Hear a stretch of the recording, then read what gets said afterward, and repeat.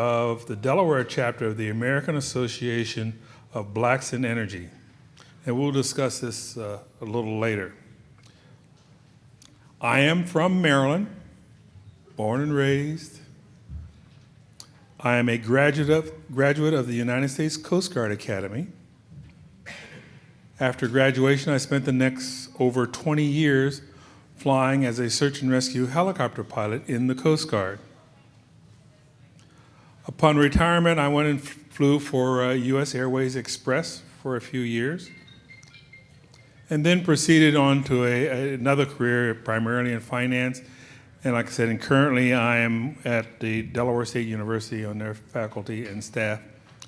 And part-time, I teach a course in aviation at the university. The university has its own flight school there.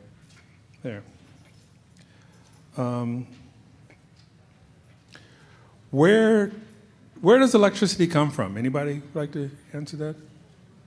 No? Electricity just doesn't exist? It does exist? Where do you think, you turn the switch on, where do you think, where's it come from? Go ahead, sir. From a power plant is one of the, yeah. Electricity is around us all the time. It's produced by a lot of sources. Some natural, like thunderstorms, you see the lightning, that's a natural occurrence. And some is human-made.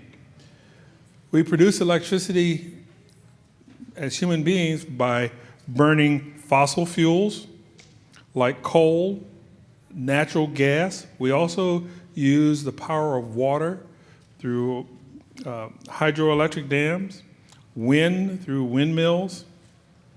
Who has seen a wind turbine? Nobody seen? You've seen a wind turbine? They're around all over the place.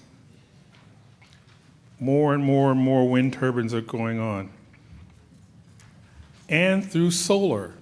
Seeing solar panels on buildings, in fields and yards and lots. Okay.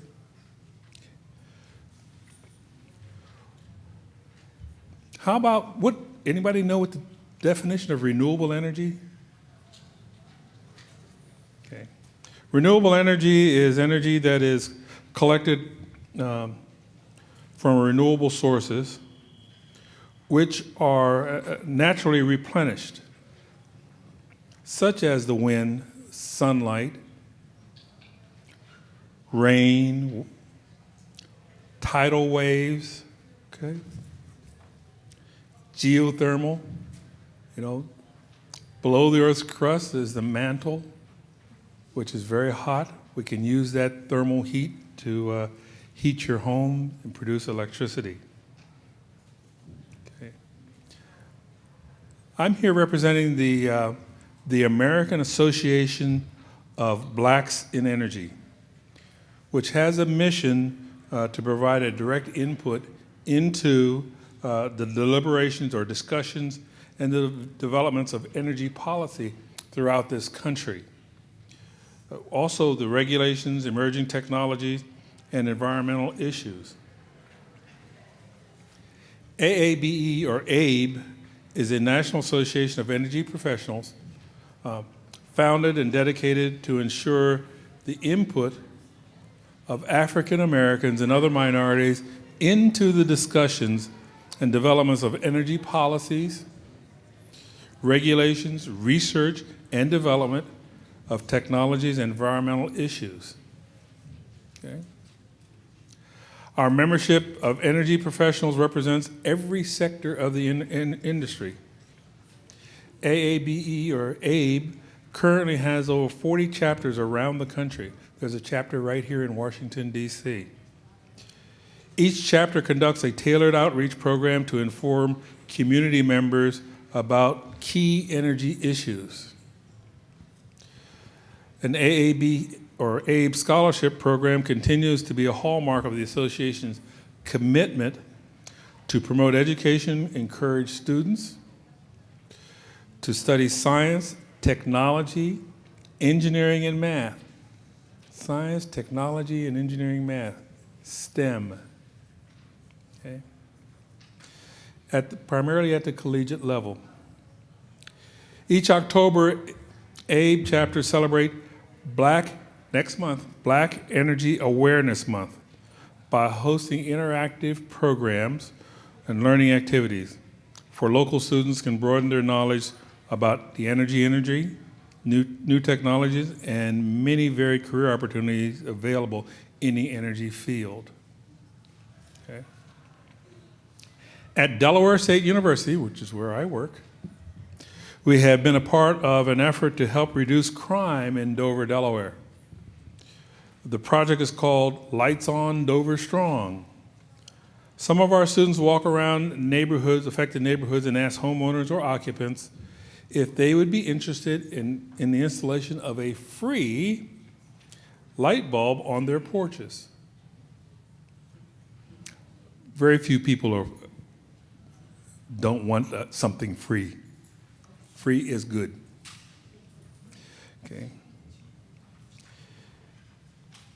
The bulb itself is energy efficient. It's solar activated.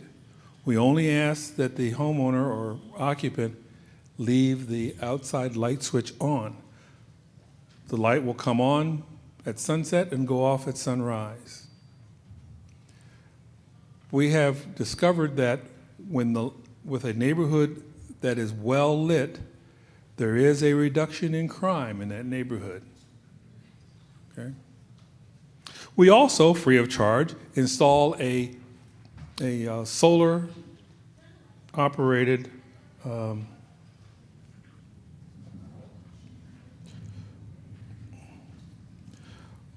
solar powered motion activated floodlight in the back of the home. So if there's a motion in the alley or behind the home, the light will come on. Hopefully, again, an effort to reduce crime. Okay. This is also free to the homeowner. Other cities in Delaware have asked for this program, and we're moving rapidly to do the same program. At the university, we've installed solar benches, whereas our students, faculty, and staff may charge their electronic devices. I know most of you have one of these electronic devices, okay? While sitting outside and enjoying the sunshine and air and everything else. These items were provided by Delmarva Power as well as Home Depot. Delaware State University is also in the process of establishing 2 degree programs in renewable energy. So you can come as part of our engineering program, come to Delaware State University, major in renewable energy, primarily housed in the physics department, and a Bachelor of Science degree for that. So anyone have, this little book. Megawatt U. This is provided courtesy of Delmarva Power, and it's an opportunity for you it's really simplified. I mean, even I can follow this one. Nice crossword puzzles and very simple. To learn about energy. Energy will always be with us, always. It is the fastest growing industry in this country. Good jobs, good opportunities. You don't have to necessarily be an installer of solar panels, that's also available too, but also being on the cutting edge of renewable energy in this country. Does anyone have any questions at all? I'd like to thank you for this opportunity to make this presentation to you, and I hope all of you have a wonderful and knowledgeable and enjoyable day.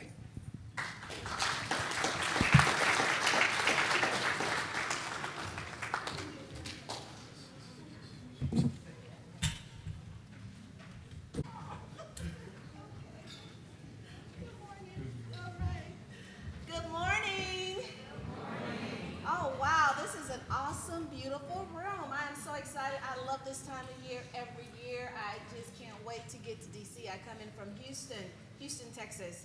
So I have the honor of bringing up our esteemed Congresswoman, Eddie Bernice Johnson, to give us opening remarks and to just celebrate. Can you believe we are at the 27th annual STEM Braintrust? So we're very excited. So with that, yes, great applause is necessary.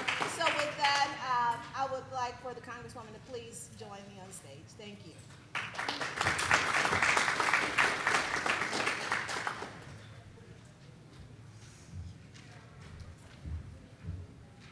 Good morning. Good morning. I see we have a few seats waiting for more students. And some of you got here a little earlier than others. And I hope you'll find that you'll be rewarded. There are students coming in now. So.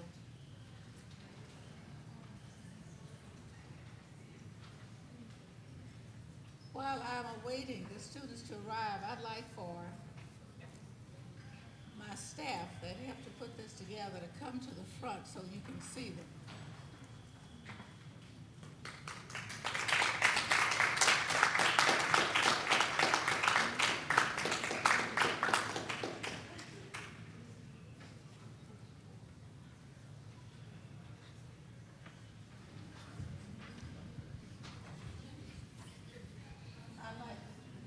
I'd like each of you to identify with your name and what you do and what you did for this program.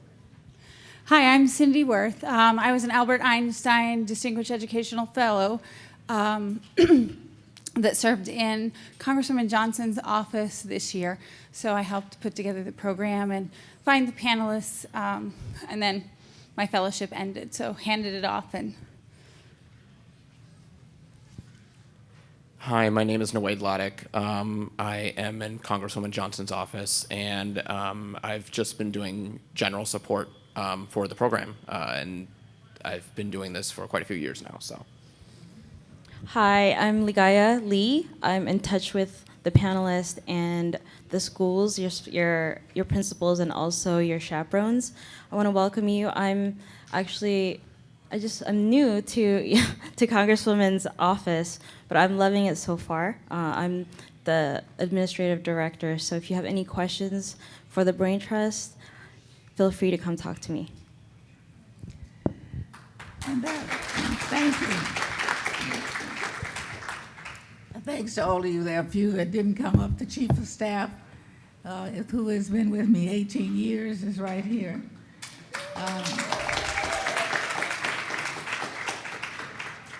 I just really want you to know that we spend quite a bit of time attempting to find very important persons to participate for your purpose, so that you can see all the horizons for a career.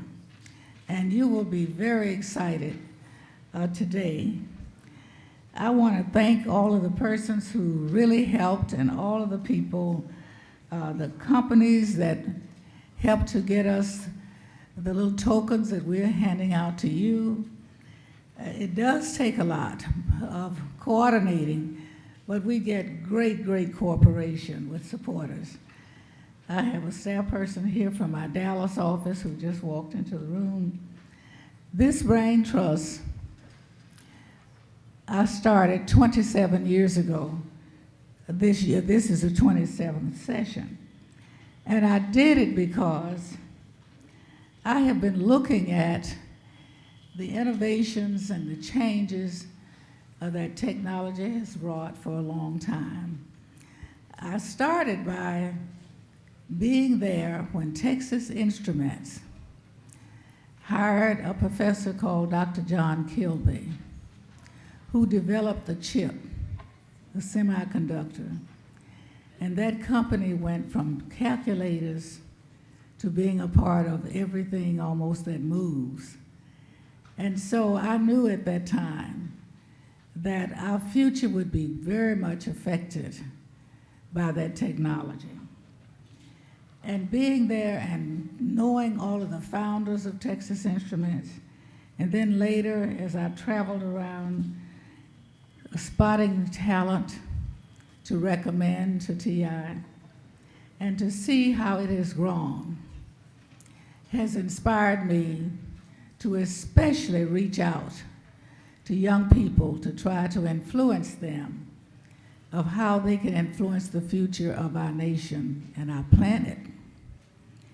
And so the first legislation that I carried related to this, we didn't call it STEM, was in 1974 when I was in the Texas House of Representatives, because I knew that we were going to have a lot more women and a lot more minorities to enter into these fields. And so my first legislation was to make sure that women and minorities would be included in all levels of the technology and innovation world. And we continue because it's more important now than ever before. And let me just share with you why. We in this country have depended on a lot of international talent to come to help us to keep on target and keep our leadership in the world in innovation and technologies. Well, more recently, we've had fewer brains to enter the country from other countries. So we got to develop our own. We have the talent. You're sitting right here. We just want to make sure that you understand the importance of this innovation world that we're in. It is not your neighborhood. It is not your state. It is your country and the world stage that you're preparing for. And you can do it. If you got up and got here this morning, you can be a real participant in our nation's future. There's a wide variety of areas of which you can choose to major that still will impact our innovations that we need. And you know, I'm old. When I first went to college, we had a little television the screen was about as large as a smaller laptop. But the case of it was as big as this podium. Now, you see all these screens and how large they can become. Guess how we got there? Human innovation. Nothing has happened without human beings being behind it. And you now are the human beings that I expect to carry us to the next level. You have the talent. We hope that you can be influenced by many of the speakers that we bring, not only influenced, but encouraged. We need your talent. I'm delighted to see these beautiful faces of all colors sitting here and both genders, because we need all the brain power we can get to remain on the world stage as a nation. And there's no one else, frankly, that we can depend on but our young people, our youth coming online. And so I'm delighted. Today, I want to introduce our moderator who will take it and carry the program on. And thank all of the participants who are here. You are here for a reason. We want you to put on your best act, because I want you to leave here feeling that you've influenced these young people. These are the minds of America's future. I'm depending on you. And I want you to see that nothing but yourself can hold you back.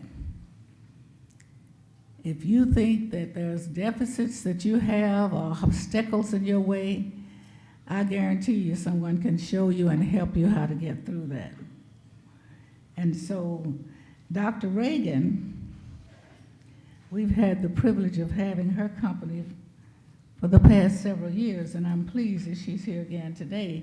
She is an award-winning entrepreneur, engineer, and tech evangelist. She began her education career as a high school science teacher, and was inspired to dedicate herself to closing the STEM achievement gap. In 2002, she founded CSTEM, CSTEM Teacher and Student Support Services Incorporated, which is a nonprofit organization dedicated to reducing the achievement gaps in the area of communications, science, technology, engineering, and math through focused teacher training and experiential learning. She also founded Education Consultant Services, a firm to consult on curriculum and program development, design and evaluation, school improvement and community engagement, teacher training, and school and classroom design has been her focus. Over the years, she's been recognized by the White House, maybe the other one, the World Innovation Summit on Education, and 100 Women Leaders in STEM, to just name a few. She is on the National Board of American Leadership Forum and continues to write and speak on the importance of closing the STEM achievement gap. And in addition to that, she is now a candidate for the school board, which I think is very, very appropriate for the Houston Independent School District. So I present to you now the beautiful face that will run this program today, Dr. Flowers.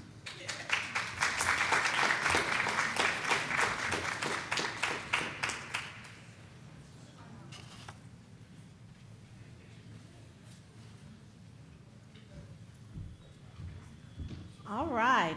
I am, again, going to share how excited I am to be here with you guys once again. This is always so awesome because Congresswoman Johnson really does go out of her way to find awesome talent to serve on the panels. And so what's happening in this room is not happening anywhere else in the world. And you are so blessed and fortunate to be here. I wish when I was your age that I had these opportunities. So I'm just so glad that you are privileged to be here to take and learn from the very distinguished individuals who will speak with you all today. But Lagaya, come up here and join. You got my list. So let me tell you, have you all noticed these outstanding posters that are over here? Those are fabulous. I want to take all of them home with me, but I've been told that that's not possible. But I want you guys to know that there are 4 that are going to leave today. And teachers, I think you may have identified some representatives who could come up when I call your school's name, because the Congresswoman is going to honor you all with one of these posters because of your arrival on time today. Preparation, you know, the early bird gets the worm. You ever heard that? Okay, no? Okay, I've got to come up with a more modern saying. Okay. All right. So with that, we have Coolidge High School, Johnson Lee, and we work together. So this was so wonderful to come in and see Johnson. He works with also the Smithsonian Science Education Center. He's part of the STEM Leadership Program. He went through that program, and he's now a leader and training and supporting other STEM leaders across the nation. So this was so outstanding, Congresswoman, to walk in here and see this amazing instructor. So, and then you have like 48 children here with you today. Okay, representing well. So do you have a student that can come up and, okay. Now, China?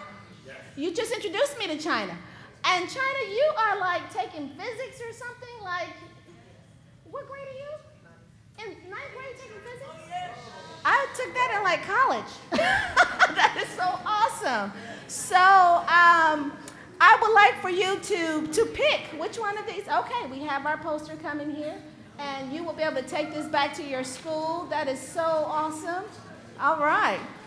Yes, let's clap her up. Yes, representing well. Absolutely. Yes. Now, China, can I see your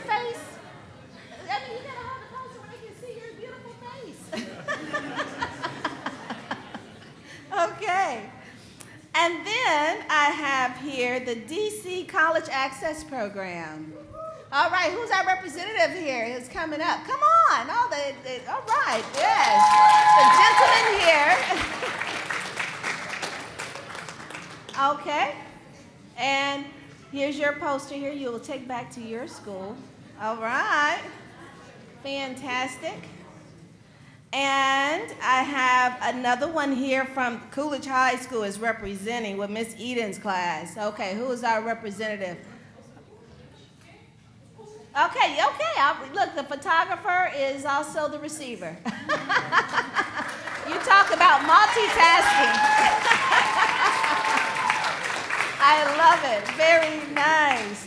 And then our next and final here of our early bird arrivals, it's Ron Brown College Prep High School. Ron Brown. Who's that Okay, they're pointing you out. Okay, come on up. Boy, I tell you, you guys dressed all nice. He has his tie on. Did you tie that tie this morning? No? Okay.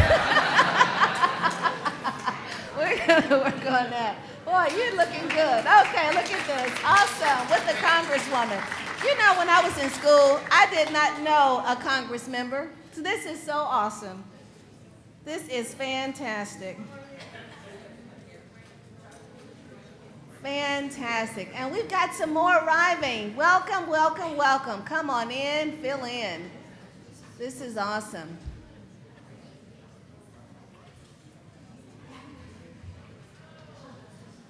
Wilson. This is Wilson, so you may want to just say Wilson one more. Oh, we have one more? Yeah, Wilson. Wilson. Oh, we have one more. Is it? Oh, they're coming in. Okay, so we're going to give them. Okay, so let me get them. It's okay?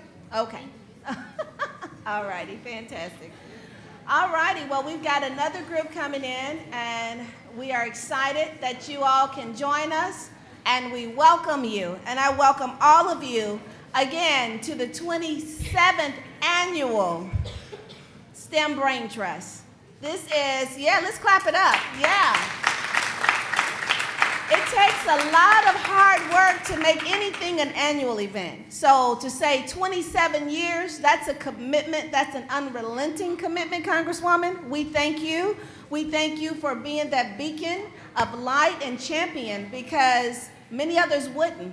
And she has made sure that STEM has stayed on the table, it stayed at the forefront, and that everyone understands the importance, and particularly for minorities and females to have an active role in STEM.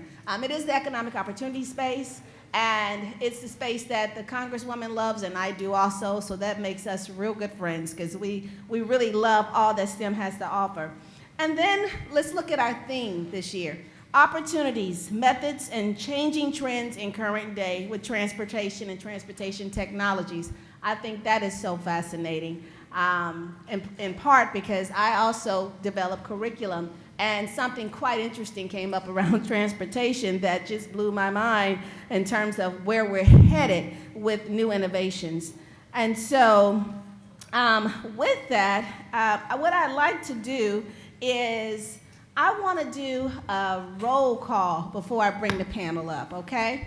Because we need to really know who is in the room. So how this works, and I love doing this. Okay, I know I dated myself with the early bird gets the worm, but have you all ever heard of the wave? Yeah? Okay, you go to the game, you do the wave, okay. So what we're going to do is all of your schools, I want you to identify one student representative, and your role is going to be to stand up, say your name, and then your peers after your representative says their name, you're going to say your school name in unison, okay? You got that? So your student representative will stand up and say their name, and they will say, and we represent, and you all at the same time would say your school name, and it's going to be like the wave, and we're going to go in order to the next school. I hear the excitement. Okay. All right, this is wonderful. Okay. Oh, wow. I see all the me, I got it, I can do it. Okay. So, we have it. So we're going to start on the left side of the room, and then we're going to go in sequential order from the front to the back, then we'll start from the back right, and we'll come back up to the front. Okay? So are we ready? Okay. So we're starting here at the front. So our student representative, you would stand up and say your name, and you would say, "We represent," and then the whole class would say the name of the school, and then it will just continue. Okay? Are we ready? Oh, we have another school coming in. Okay. Well, then let's do a test run. Let me see. Let's do an experimental run so that we make sure we got this together while we have another school that's coming in. So, China, I'm putting you on spot. Okay. I'm calling you out. I've got to do it. Okay. So, China, you're going to be my experimental in my pilot study. Okay, so stand up for me, China. My physicist. Come on, you got this, girl. Now, you're gonna do the demonstration for me. So, and you've got to project your voice, so everyone needs to hear you, okay? So, let's give this a trial run, okay? You know your name. Oh. My name's China, and wait, see, I know for sure that on your birth certificate it's a little bit more than China. The instruction say your full name and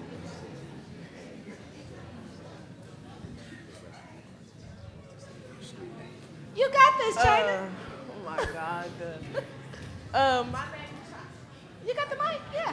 I was gonna project my voice, but okay. My name China Simmons, and we represent. Oh, wow. All of you guys? Okay. All right. Good job. Well, normally it doesn't go so well on the first try, so you mastered that. Good example. Okay. So we're going to start over. Okay. So are we ready? We got our representatives. Okay. So who's the representative for your school? Zion. Zion? Let's pass the microphone. Okay. You ready? Okay. Let's listen up.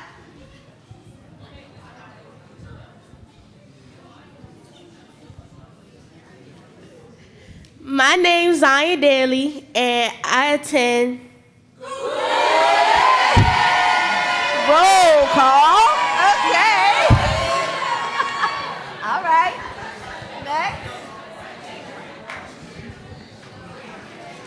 Listen up. Listen up.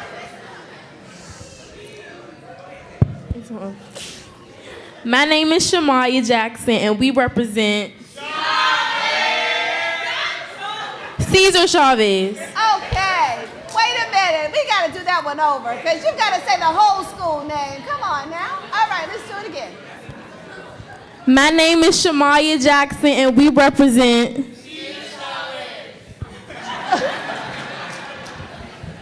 I'm going to let you make it. Okay. All right. Who's our next school? Okay. You got the mic. Listen up. Listen up. My name is Ashaki Satepara Deloach, and we represent McKinley Tech. Hey, all right. I like it. He put a little fire on there. Okay.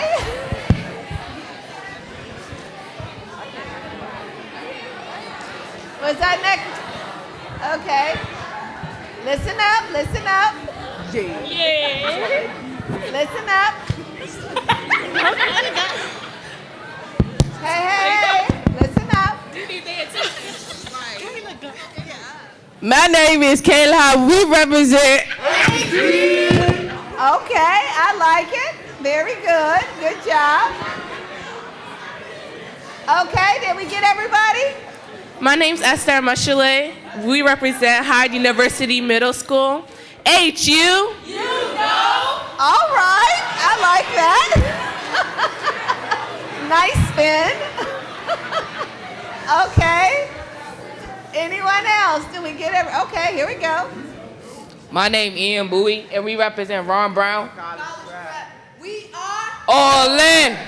Okay, love it. All right, good job, good job. You all are awesome, and you have a bright future in public speaking, all of you.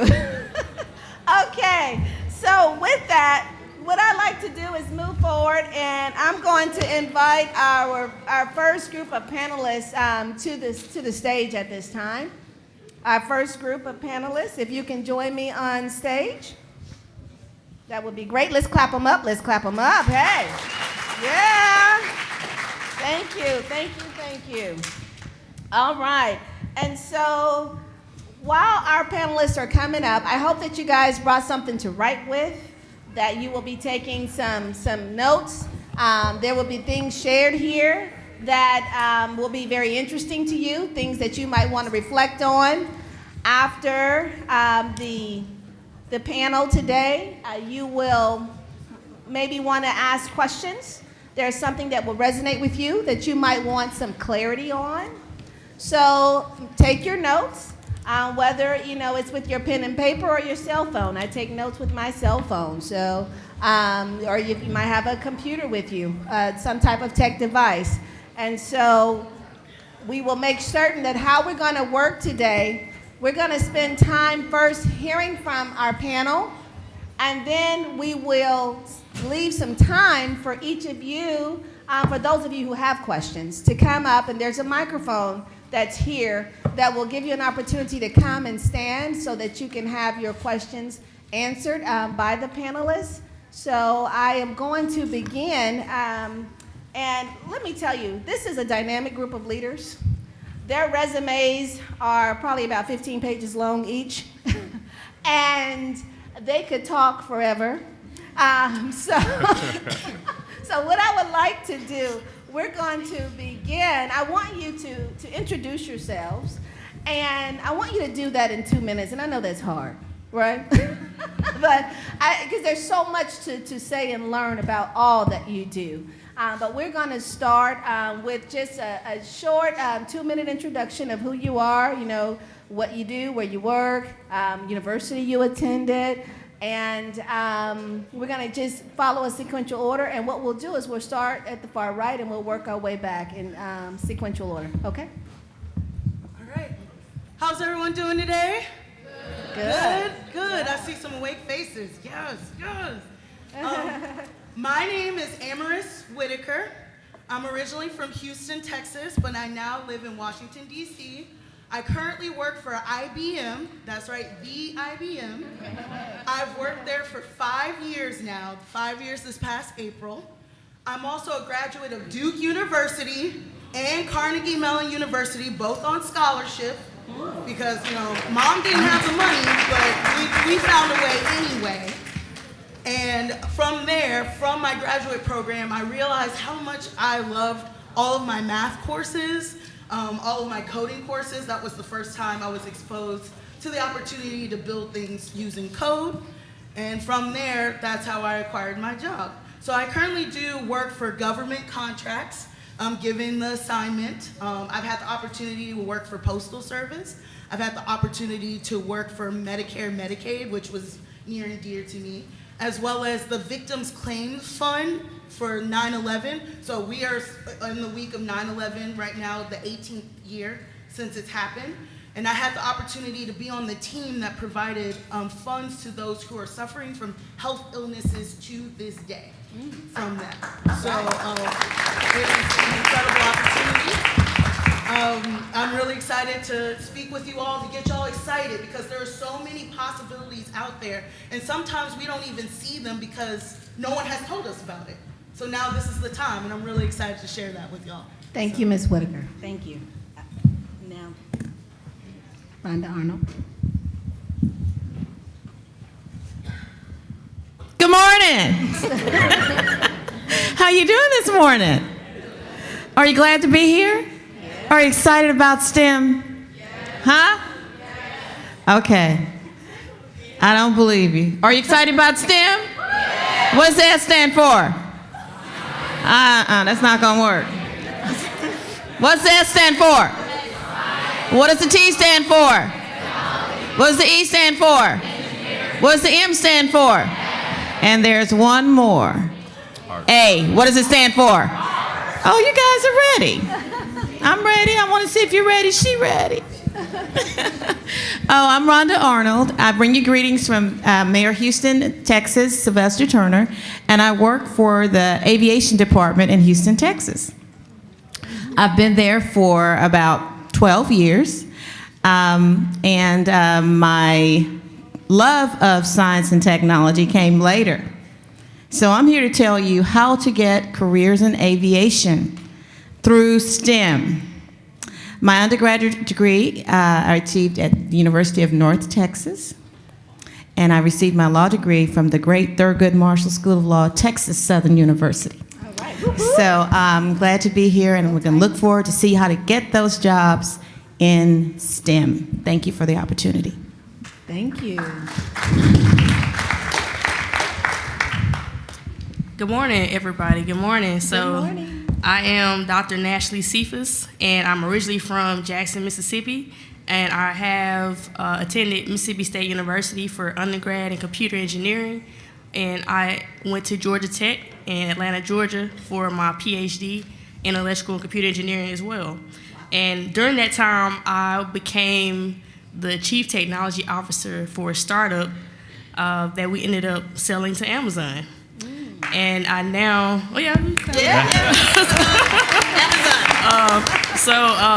I now am an applied science manager at Amazon, working in artificial intelligence. Anybody know what artificial intelligence is? AI? Okay, well, we'll talk some more about it. But that's what I do, so thank you. Thank you. Awesome. Good morning. My name is Michelle Swan Renee. I am from Maryland, born and raised. I went to Eleanor Roosevelt High School in Greenbelt, graduated from University of Maryland College Park.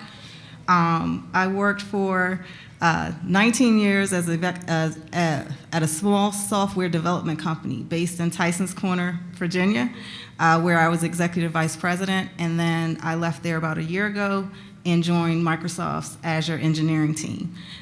I'll still sit next to the Amazon, but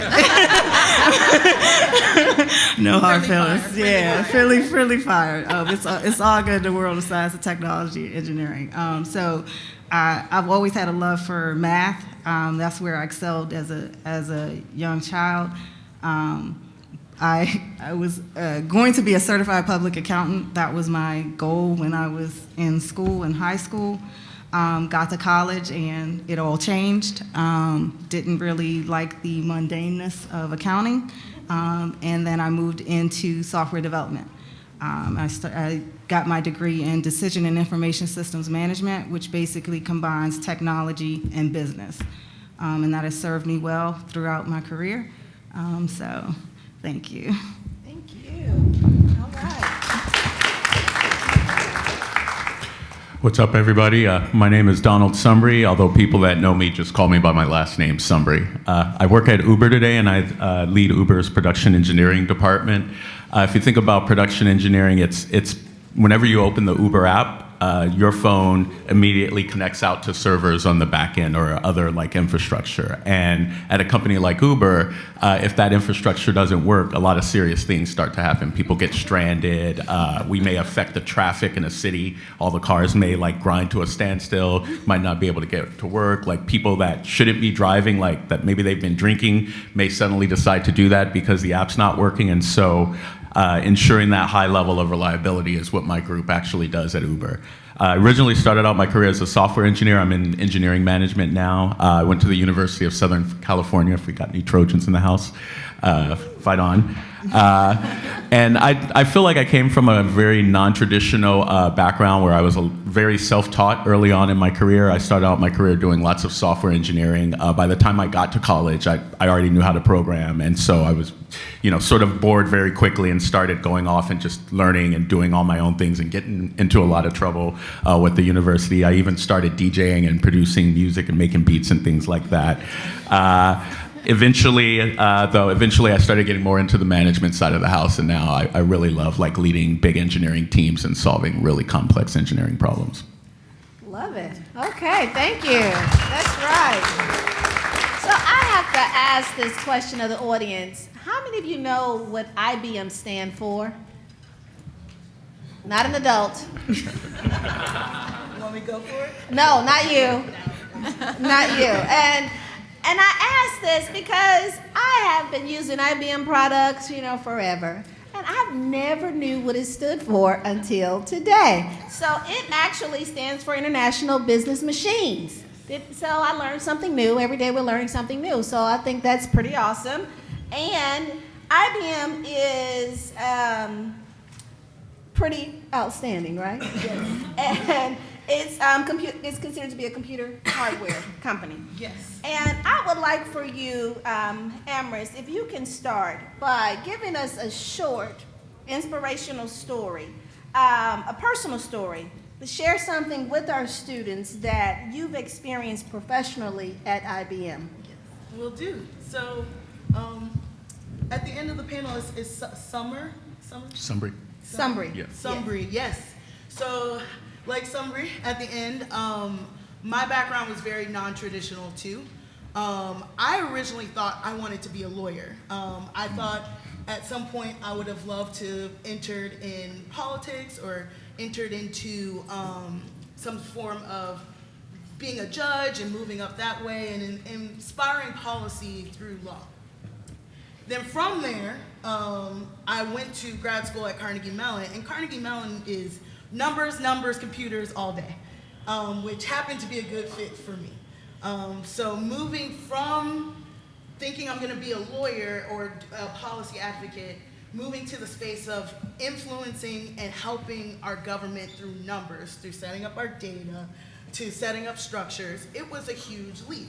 So coming to IBM with only maybe a year and a half of coursework of coding, I had to learn on the job. And that was some of the most challenging yet so fulfilling moments when it actually comes to pass.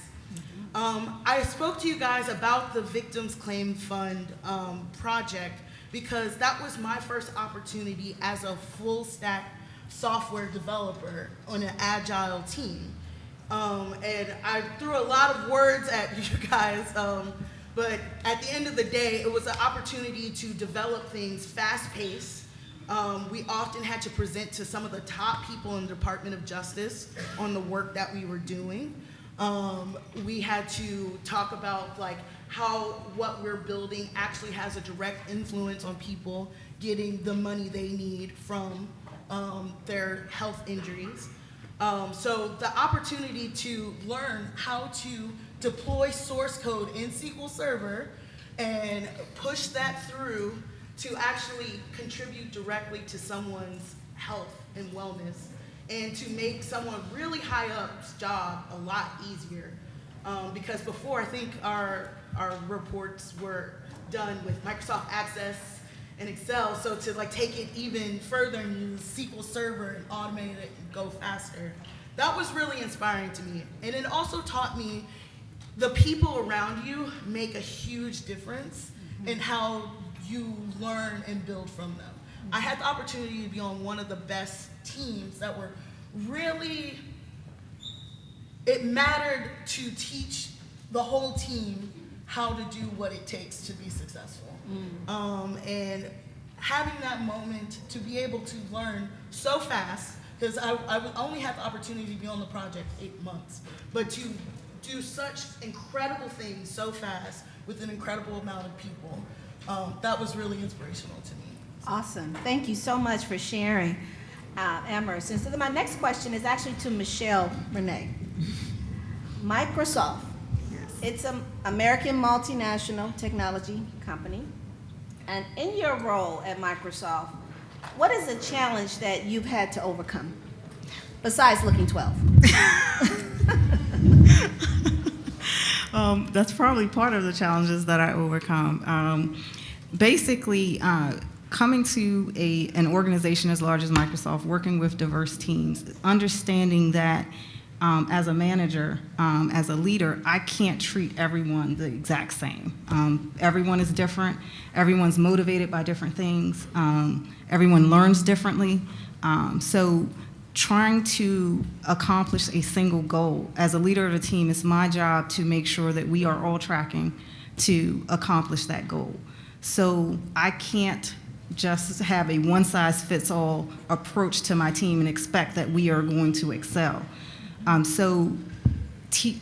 Treating everyone as an individual and encouraging them to go above and beyond. When you're working with a high-performance team, everyone has to burn at 100 plus in order to get where you're going. And as a leader, it's my job to encourage everyone to do that. So the biggest challenge is, there are gender differences, there are age differences, there are cultural differences. Having that empathetic spirit to be able to reach people has been the biggest challenge, but also the largest reward.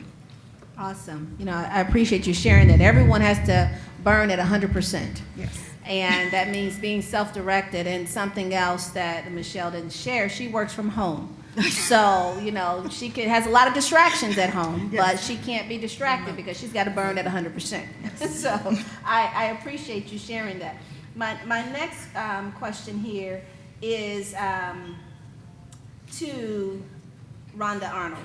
Many of the students here would know that Houston has 3 airport systems. We have George Bush Intercontinental, we've got the William P. Hobby Airport, and we have Ellington Airport. And there is something uniquely different about each airport. Is there a unique path that you took to become a Chief Community Relations Officer at the Houston Airport System? In the words of Cory Booker, no and no.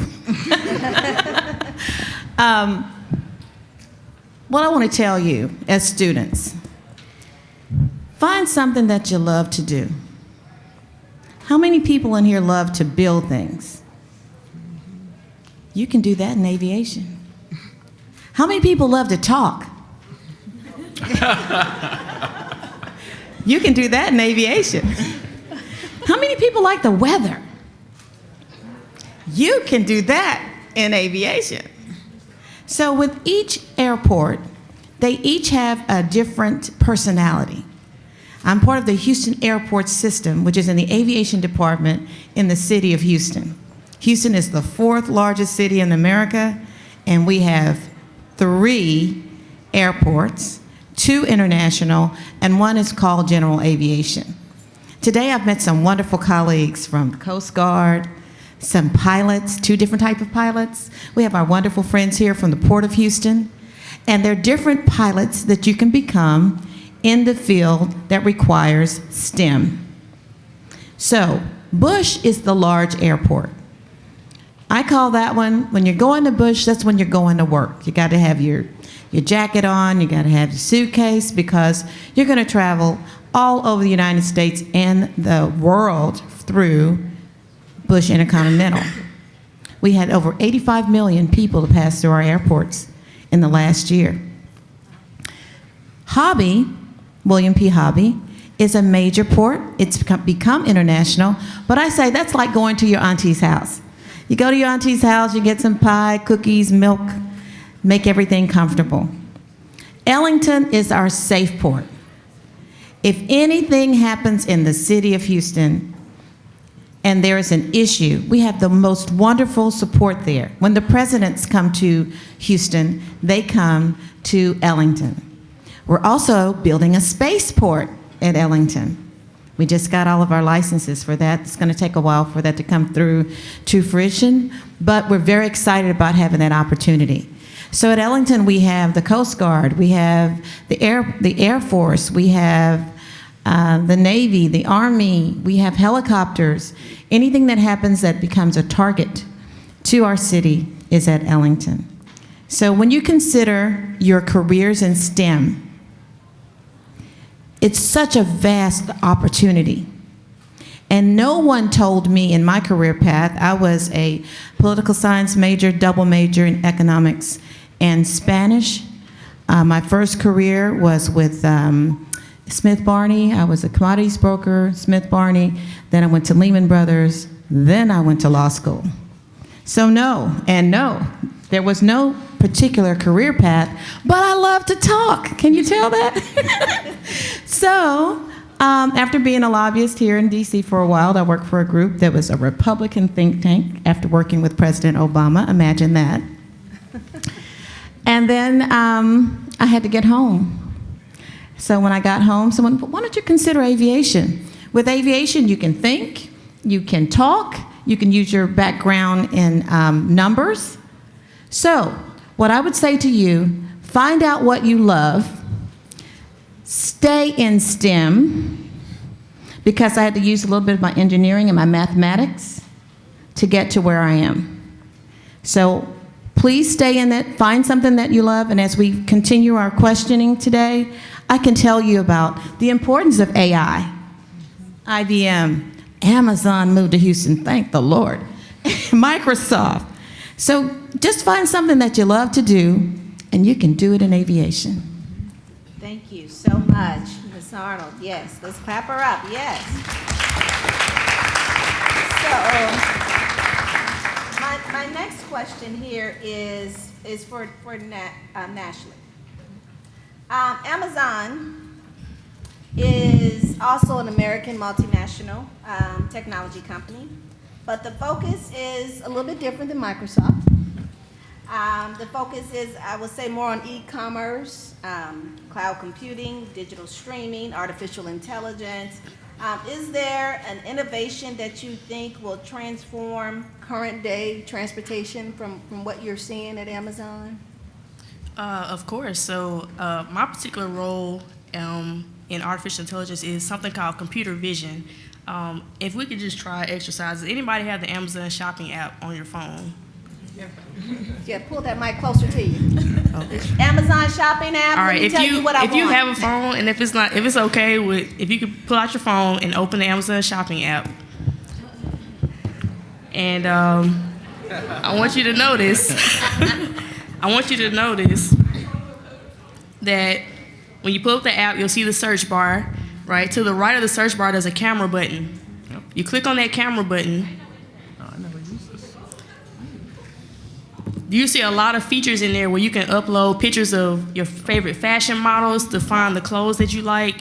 You can even click on a product called Camera Search.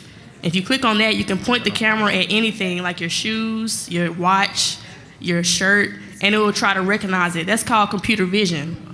That same, did anybody try it? I'm just curious. If it didn't work, don't say anything. But if it did work, somebody, let me know what you found on there.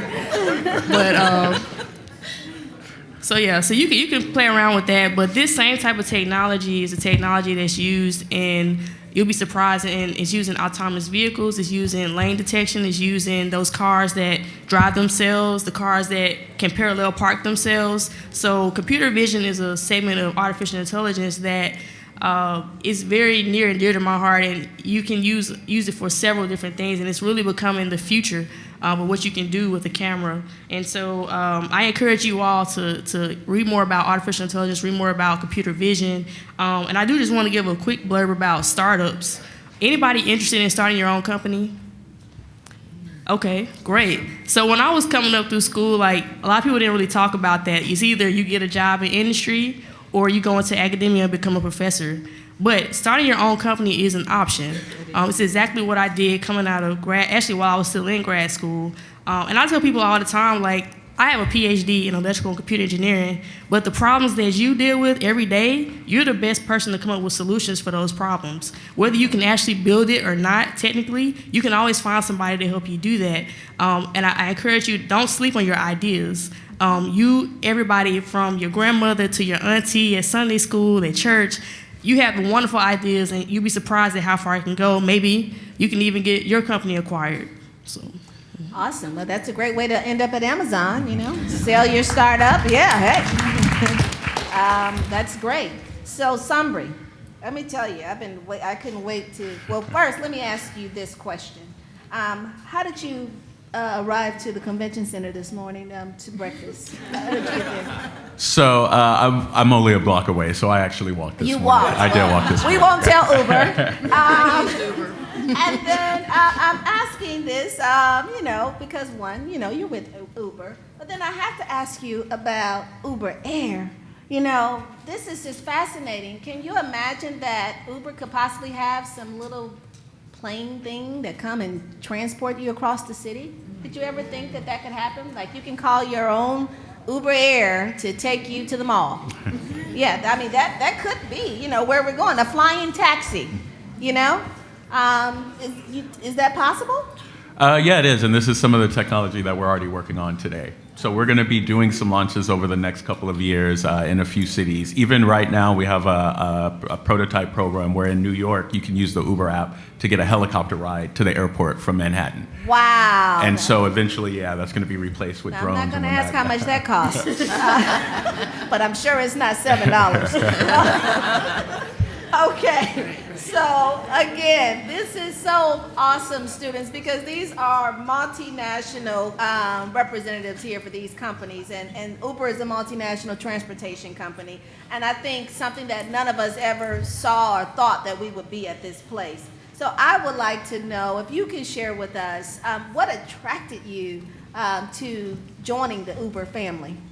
Okay, so Uber is very interesting from a company point of view because I've worked at a lot of startups and tech companies my entire career. And it's one of the very first companies that I've ever worked at where the things that I did, the code that I wrote, the things that we built had sort of this immediate direct impact on actual people like right there. And what I mean by that is, let's say, no offense to anybody if we have any Facebookers here, but let's say I'm working on Facebook and I'm an engineer at Facebook, and I'm working on some new feature and that feature gets released. Like, okay, that's cool, it's showing up on a website or a mobile app, but it sort of stops there. Whereas at Uber, the thing that fascinated me is that that same engineer can write a piece of code and then that code gets shipped to the apps and it actually causes things in the physical world to actually change. That may actually cause a driver in a car to go a different direction. Or as I mentioned earlier, when things breaks, it causes a huge amount of traffic over an entire city, like almost instantly. And so is that fascination with being able to kind of use code to affect things in the real world, that was really, really interesting to me at Uber. And then when you really start looking at this over the long term and at the macro level, transportation is changing across the world, like right now. And in another 10 or 20 years, most of us won't own cars. We will just take out our phones and this magical little thing will just come and pick us up and drop us off wherever we want to go, whether that's on the road or whether that's in the air. And so I really actually wanted to be a part of that. That was really fascinating to me, and just making sure that the company, as we started doing these things, and the reality is we are going to start replacing jobs and things like that over time. I want to be part of that and make sure that we're doing the right things as that starts to happen. And so, taking a job at a company like Uber when it's going through this fast growth phase and really starting to affect all these industries at this time, you can have a lot of influence. Wow. So Sunbury, to go further, with all these wonderful, brilliant minds in this room today, what advice would you give them to empower themselves right now to have a future at a company like Uber? Or the next Uber? It might be Uber X, XY, SE. So honestly, especially if you're in the engineering field, or engineering is what's really interesting to you, study, don't just do the things that you're being asked to do in school, find your own projects, go out there, as one of the earlier panelists said, and find a problem and go figure out how to solve it. It's never actually been easier to solve problems in the history of the world, just because there's so much infrastructure and tools and things like that at your fingertip. You can go out and create an account on Azure or AWS. You can spin up servers and infrastructure. You can write an app in a couple of hours. And so, really just practice that, keep, acquiring those techniques. School's gonna teach you a certain amount of stuff, but it's not gonna be able to teach you drive, and so you gotta really develop that and just really go out there and really look for those problems to solve. That's awesome. Thank you. And so to build off that, I'm going to pivot back to Nashley, because here we're talking about innovative ideas, startups. how can you encourage this? You know, you said it earlier. You know, they're the best. They're at the grassroots. They're experiencing the world, and this is where the innovation happens. And they're using a product, and you know, we're all doing things like, oh, if they had this would be a better product. If they made this modification or this change, how do you encourage that into action? Because you know, we all have lots of ideas, but how do you take it to the next level? Is there anything that you can encourage or advise about that? So there are organizations out there called accelerators or incubators. You can actually Google them in your area. And these are organizations set up to help you move forward with your startup idea. So first thing they'll do is they'll help you flesh out your business model. They'll help you find funding for your project. So it's okay if you know, like us, we didn't really have money. There's something called the friends and family round when you're raising money for startups. So you're supposed to go to your friends and family and say, yeah, I need to raise $1 million. How much can you put towards that? So of course, our friends and family didn't have a lot of money. So that was like a really quick, okay, no. So yeah, somebody said. But there are other ways to get funding. There are a lot of investors out there, especially interested in things that this generation is coming up with. So keep that in mind. And I think, you know, there should be programs. If you enter into colleges, a lot of colleges have entrepreneurship programs now. And so a lot of resources are available out there. And then again, there's always podcasts. Anybody listen to podcasts? I have 1 or 2 I listen to every week. You can find out a lot of free information that way on the internet, YouTube, things like that. So they really also just need to be self-motivated and self-directed and just hungry. You have to be. It's not going to work if it's not. So it's just not going to come to your table. It's not going to just show up on your doorstep. Okay. Absolutely. So with that, Rhonda, earlier you shared about careers, great careers within the airport system. And with STEM, I'm a champion for STEM. And one of the things I love I wouldn't know that. One of the things I love about you and your role, because I really envy you. You know, I'm the science and math girl, but communication was the thing that I struggled with. I communicated in a lab report. Right. You know, my professors would tell me, Reagan, I'm giving you this paper back, write till you have no more words. And I'm like, I don't have any more words. Those are all my words. So communication is critical. And to perform well in STEM, you have to work on communication. You can't survive. Many of you have spoke to collaboration.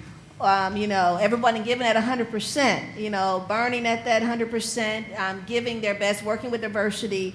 So can you speak to, in your role with all these awesome careers that you shared, communication, how can you help students build on that skill so that can take them much further in that space? Thank you, Reagan. Communication is paramount. It distinguishes you from the rest of the crowd. So you can have an idea that is so magnificent, but if you can't communicate it, it doesn't work. And communication is a two-way process.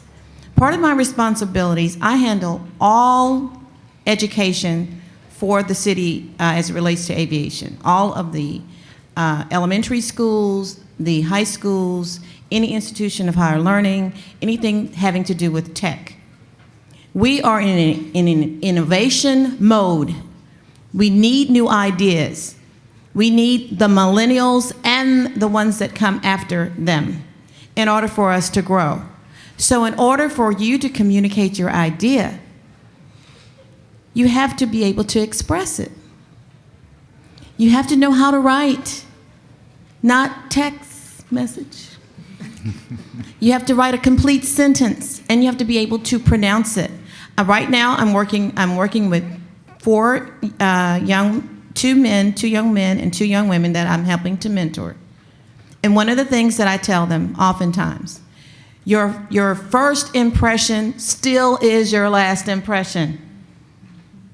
Okay? If you're coming, you have the opportunity to come today to be with the gentlewoman from Dallas. She is a magnificent woman who has helped us get so far ahead as it relates to technology. She is awesome, and she thought enough to bring you here today.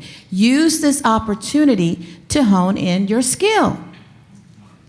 So if you like math, there are careers in math we have the technology individuals here. Your second panel is going to be comprised of astronauts, pilots, Coast Guard.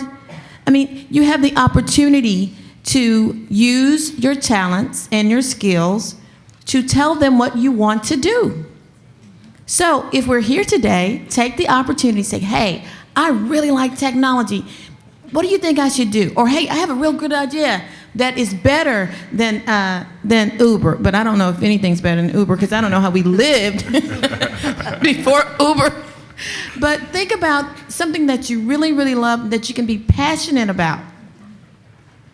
That's what I could tell you as far as communication. It is paramount. It is of the most importance that you take the time to invest in yourself. I'm dating myself, and I don't care because I'm good. God is good, and I'm alive, and thank you, Jesus. But I will tell you this. You can get far if you take the time to invest in yourself. One of the classes that we had to take when I was growing up was voice and articulation and how to speak publicly. A lot of times you can learn that in church. You can learn it in schools. Use that so that you can have your business plan. Explain your business plan so you can get the win. Yeah. I always say in diversity, in business diversity, when I'm talking to businesses, people love to do business with people that they like and people that they know. They can't know you if you don't communicate. That's awesome. And you know, debate is another space in school that can help you with your speaking and your communication skills. So if there's a debate team, you know, it's worth getting on there to really hone your skills. And I want to come to Michelle, speaking on communications, and then you all also sharing nationally about the investing in yourself and doing what it takes. So that means you got to seek out resources. So do you have a book that you could recommend that, you know, these students can go out and get that could kind of help give them some perspective? Yeah, we were talking earlier. So it's a book called Necessary Endings by Henry Cloud. And the book really focuses on the necessity of things to end. Things have to end in order for other things to begin. You have to end high school in order to begin college. And in your career, you'll find the same thing. I read the book because, like I said, I was at a company for 19 years. It's hard to leave a company after 19 years. I was very comfortable. I could kind of do what I wanted to do. I was making good money, but I wanted that challenge. And so just like with starting your own company, just like with having an idea, finding that drive to make that change, that's usually the most difficult or the scariest part. So the book really talks about being okay with things ending so that you can get to the next thing. Okay, thank you. And at this time, students, if you have questions, can you start lining up here quietly at the microphone of the panelists here in the middle aisle? If you have if you have questions, start lining up there. And panelists, in 5 seconds before, as they're lining up quietly, in their most quiet way possible, we'll start with you, Sumbri. Is there some little 5-second blurb that you want to leave them with that is burning that you didn't get a chance to say? Oh, just, at the end of the day, you got to believe in yourself and you got to hustle and you got to get out there and just do whatever it takes. We're starting at a disadvantage, just, especially being black and especially being in tech or STEM in general. And so, that means sometimes we got to work twice as hard as everyone else. And so just own it. Love it. Michelle. In all you do, remember to take care of you. So there's a lot of drive to do other things, but don't forget that you've got to take care of yourself. Okay, Natalie. It's really important to have a great support system because, like they said, you have a lot of challenges ahead of you, and if you have someone to help you, like a mentor, you have to have that through every stage of your career. So. I would say do you, but be the best you that you can be. Average won't cut it. All right. Mm-hmm. Okay. So,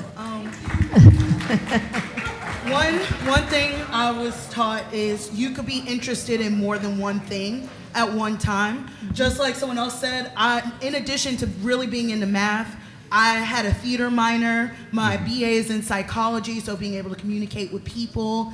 But I love mathematics. It's okay to be interested in more than one thing and find a way to put it together. Also, I want to emphasize the importance of making use of the opportunities of where you're at. At IBM, I'm lucky because I'm actually able to use Watson, like test things out and use Watson, using IBM Cloud, playing with IoT, Internet of Things technologies on the side. I often, on the side, took the opportunity to explore those tools that are given, and we're allowed to simply because I'm in that opportunity, in that space right now. So yeah, make the most of wherever you're at. There's always something you could grab at, learn from, talk to, and go from there. So Love it. All right, so here we are with the gentleman here. We're going to start with you. Tell us your name and then share your question and who your question is directed to. Let's see, we'll get that microphone turned on because we need to hear you. Let's see if we can check and see if it's on. Do you see an on button there? Oh, yeah, you got it. Okay. Mic check one. Okay. Mic test. Go ahead. My name is Marcus Hines. All right, welcome. I have two questions actually. I said one question, but we'll see. Okay, go for it. This goes out to everyone. Okay. Have you used your unique skills that you acquired to work in different departments to help the people? Okay, your unique skills. How have you used those to work in different departments to help people? Who would like to take that? I'll take it. Yes. It is important, like you have to be flexible. The whole thing in life is about diversity. Diversity matters. And it doesn't just matter in the capacity of having different people. It's different mindsets.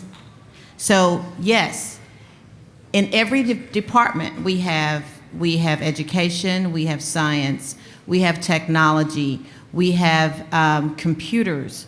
We have to be able to fly. We work with the FAA, which is one of the Federal Aviation Administration here in Washington, D.C., that helps us to control what we do.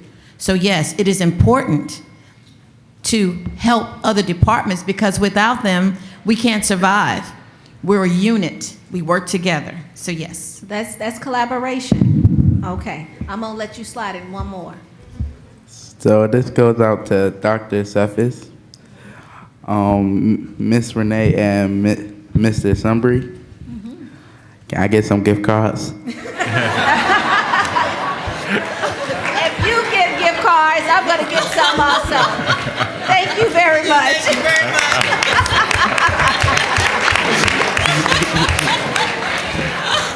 Okay. Nice. Your name and your question and who's it directed to. Okay.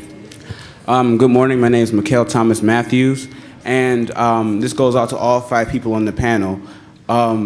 What are you doing today? How are you all 5 using your skills, implementing in our world today? How are you helping our society and communities today, together? Oh, now that's a powerful question. That's like, well, let me get a little further clarification.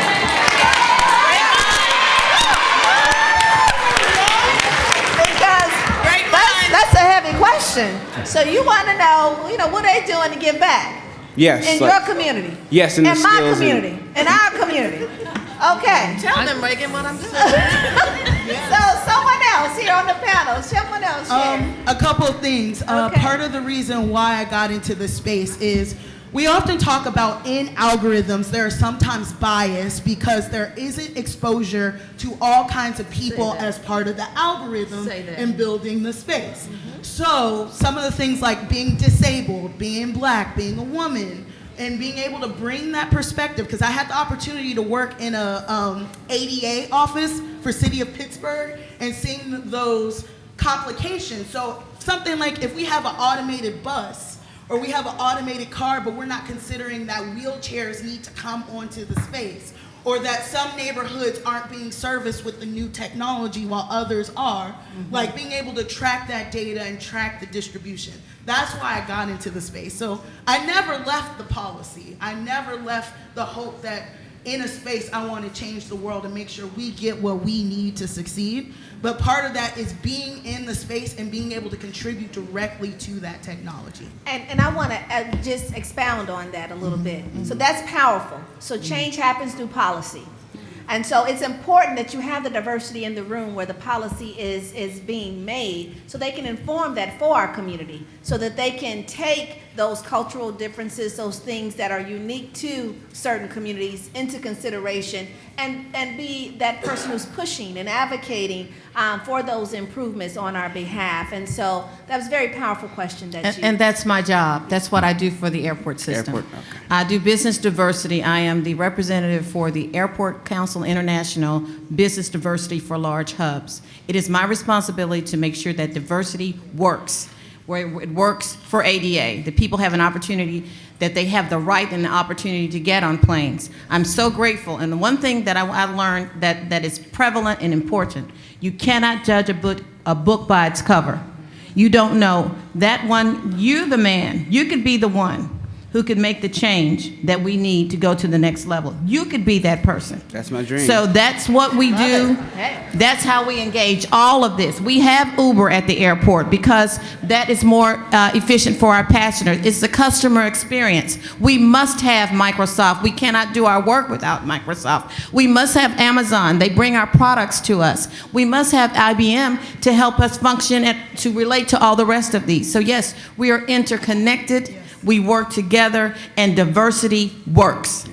All right. Okay, thank you. All right, you're welcome. Hi, my name is Kamal, and my question is for everyone. What were you all's biggest obstacles, and how did you overcome them? Well, biggest internal obstacles, and how did you overcome them? All right. I can start. So, just getting into computer engineering, like nobody in my family was in engineering or science or had barely graduated from college. And so growing up in Jackson, Mississippi, it's a predominantly African-American community, and it just wasn't a lot of tech people around. And so my mom was one of those moms, like every summer, like you're not gonna be sitting at home playing video games, taking up her air, right? You're gonna be in somebody's camp or you're gonna be working somewhere. So every summer she had us in a STEM camp, a summer camp, a sports camp, and so we were learning things. We were learning music, how to play instruments and stuff, and so that's when I learned my passion for engineering. It was actually after the summer after 8th grade, I went to a women's engineering camp, and so I definitely recommend that. But that really helped when I got to college. My very first programming class, everybody knew how to code except for me, and I was like, did y'all meet up over the summer and like, you know, get together and then tell me, like, so it was a challenge. And like you said, it's no secret that it's not a lot of African Americans or women or even Americans in the tech fields today, to be honest. And so it's a challenge when you're feeling like the only one all the time and you feel like nobody can relate to you. That's why that support system comes in. That's why you got to remember where you came from, how hard you worked. And you can get there, you just got to catch up. You just got to put in the work. Thank you for sharing that. And just know, you know, internally, it's all about not quitting and not giving up when you hit those obstacles. And that's what's real critical. And to find your tribe, find your support system. Did you want to add something? I was going to say, for me, my biggest personal challenge was that following my first semester of college, I got pregnant with my daughter. So here I was, you know, family has the pressure. You're going to be the one. You went through science and technology, high school. You got into college, got a scholarship. And I had to take that and look at it as an opportunity. My daughter didn't ask to be born, so I wanted to be someone that she was going to be proud of. So I worked full-time at CVS. I took 18 credit semesters to catch up, because I was changing my major too, so that I could graduate on time, so that I could be someone she would be proud of. But all of that drive brought me to where I am now. It taught me to be a person that does not quit, that does not take no. It's always not now. Not right now, maybe later, but it is not no. So for me, that was the biggest personal challenge. Awesome. Everything in life happens for a reason, a season, or a lifetime. I love it. You got it. My name is Kalia, and my question is, what has been the biggest thing that's impactful on you all's life today and what keeps you moving? You keep me moving. All right. The youth. Because without you, we have nothing. And my major responsibility, the things that I want to impart to you today, it's okay to be yourself, but be your best self. Get the best possible grade. If your best possible grade is a C, which I doubt it, do your best. Average won't cut it. We've become so lax today. You're what I wake up for. You're the drive that I have every day. I was an educator. ¿Entiendes mucho español? Bilingual maestro en la escuela para 3 años. Sí, sí. Sí. That's what I know. Sí. So it's important to learn every day. You're the reason. You're the reason. You're the thing I'm hoping for. You're the hope. You're what I'm looking forward to every day. All right. Thank you. Okay. Hi, my name's Esther Mashule. My question is for anybody. So I've been looking forward to being like a medical doctor, like a neurosurgeon, and people have always told me like you have to go to a medical field to do that. But I also noticed that during the neurosurgeon or any other jobs that have technology included, that have like that are assisted with machines, is there any other like steps to take that would make that like more, easier and more understanding when doing that job? Is it all right? So, yes, please. Okay, so one thing, this is another IBM plug, Watson Health, which is the merger of using like AI calculations and using those calculations to inform doctors further on how to direct themselves depending on the case, each health case. So one example is you don't have to necessarily be the doctor that makes the decision, but as part of the research team that uses technology, that uses like reading, research, and feeding that all into the algorithm, it helps build not only more information inside of the system, but also helps the doctor, enhances the doctor's thinking to guide them to better decisions. So I feel you. Often when we grew up, we were told we could be 3 things: doctor, lawyer, judge, or doctor, lawyer, engineer, or like very narrow lanes. And it doesn't have to be that narrow. I have a cousin who has a PhD in biology. Yes, she's a professor, but when we spoke about what she was going through with her research, she was often doing open source coding the same time I was doing open source coding for like my job. There's different ways to be in the science field and still have direct impact in saving lives. It's just your direction. I also know people who became doctors and integrated being a doctor and technology into both. It is what you want to do. You're capable of all those directions. Test them out. Feel what feels right, what feels good, and don't be afraid. Because there are many times, there were courses I could have taken, but I was like, oh, I'm going to fail them automatically. I'm afraid. No. Actually put yourself out there and take the class and be in that space. Because that fear is sometimes put there to weed out students. Don't let them weed you out before you even had a chance to take the class. And stay tuned, we got a doctor on the next panel. That's right. So all of you guys, I want you to come to the microphone, all of you. I want you to come up to the microphone, all of you that are there. Because you in line. Don't look back. I'm talking to you guys. Yeah, all of you come to the microphone. Crowd around it. Come up, crowd around the microphone so we can see you. Okay, so we have some more questions. But we're out of time for this panel. I want them to see you because I want you, when they leave off of this stage, I want you to grab them and I want you to get your questions answered, okay? This is very important. And then I want you to have some more questions for the next panel, okay? All right, at this time, future STEM leaders, let's clap up our panelists.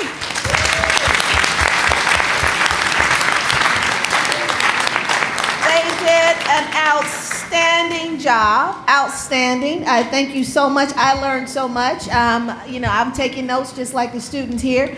And what we're going to do now, we're going to transition. There's going to be a STEM activity for you guys to get your blood circulating and moving around.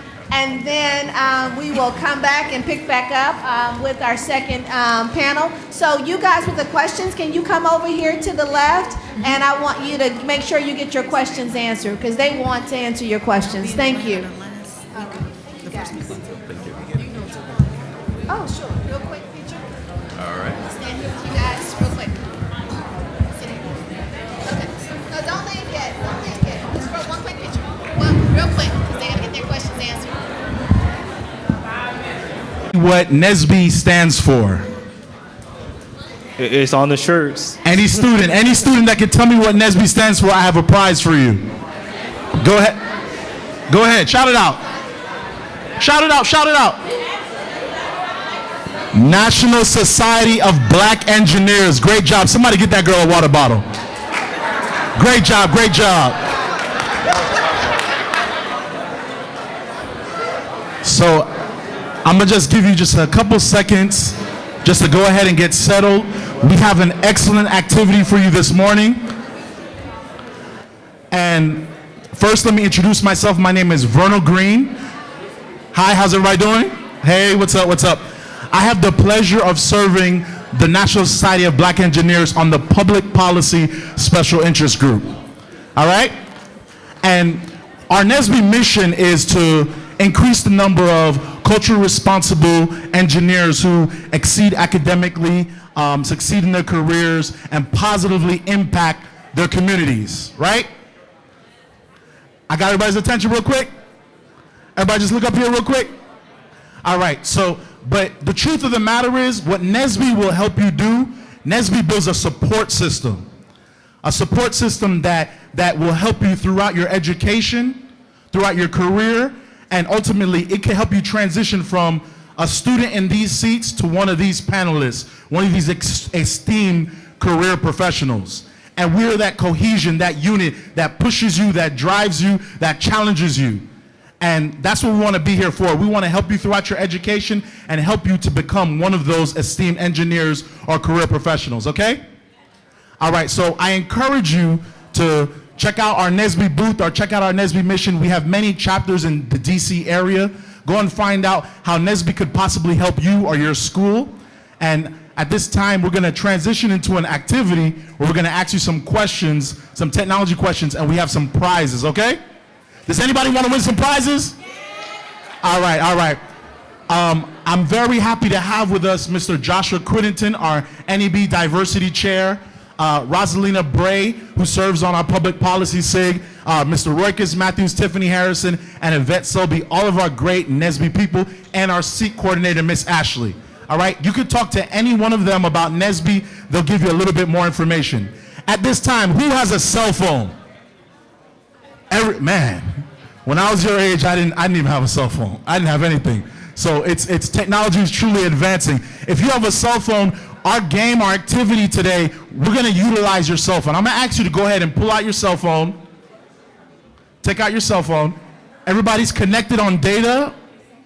If you're not connected on data, there is a free conference Wi-Fi out there that you can connect to. You just connect to the SSID or connect to that Wi-Fi name, free conference. You connect to that, and then you open a web page and you click connect when the landing page opens.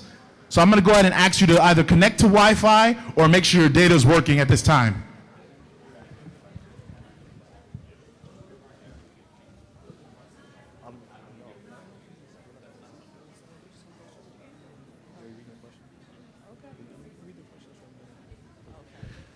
All right, if you have your phone all set up and ready to go, I'm going to bring up Miss Tiffany Harrison and Mr. Roykus Matthews to walk you through the instructions of how to get your into the game. All right?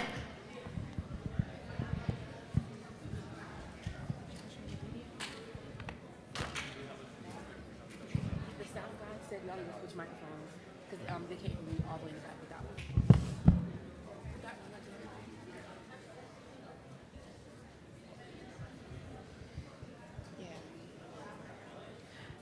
Good morning, everyone.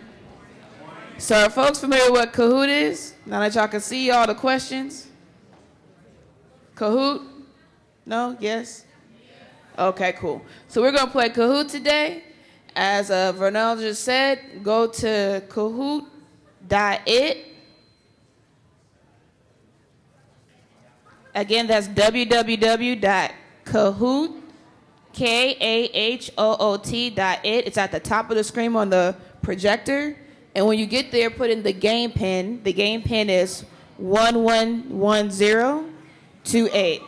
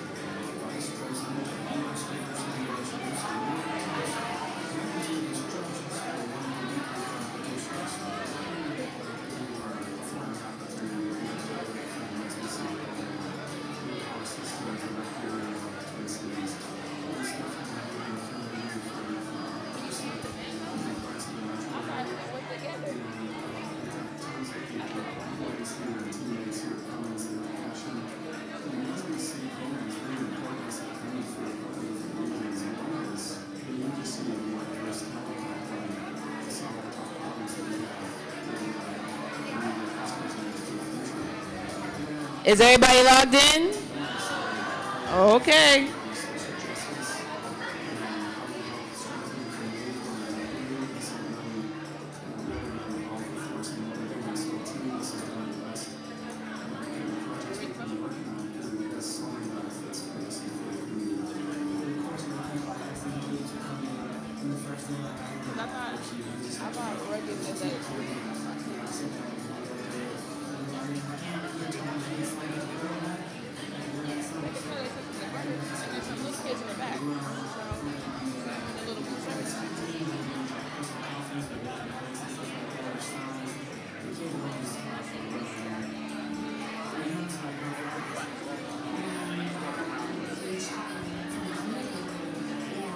Okay, Renal said everybody's ready to go, so I'm gonna believe him. So again, for those who have, if you can hear me, clap once. If you can hear me, clap once. All right, here we go. What was the name of the informal escape route that led Harriet Tubman to lead the slaves to freedom? Underground Railroad, Freedom Train, Runaway Express, or the Middle Passage?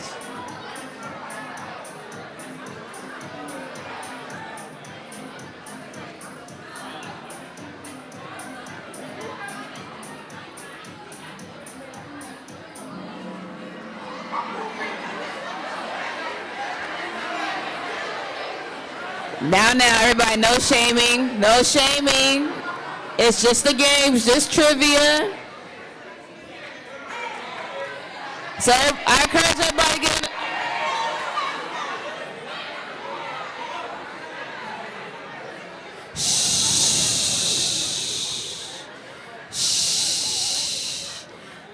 So I encourage folks to get on the scoreboard. We'll have some prizes for those who are our top scorers.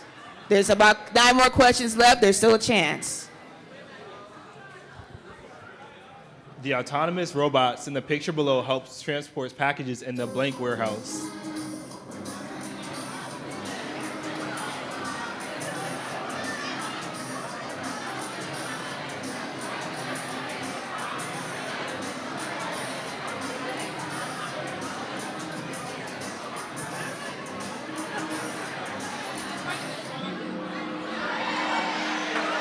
Correct answer was Amazon. What African American inventor created the traffic light?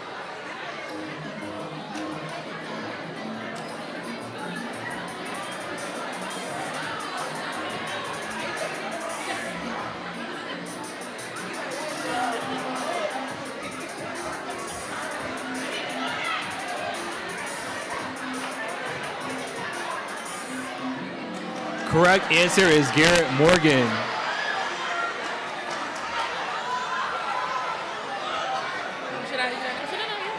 All right, next question. All right. Who began the first bus boycott to economically impact the city in order to bring attention to racial discrimination?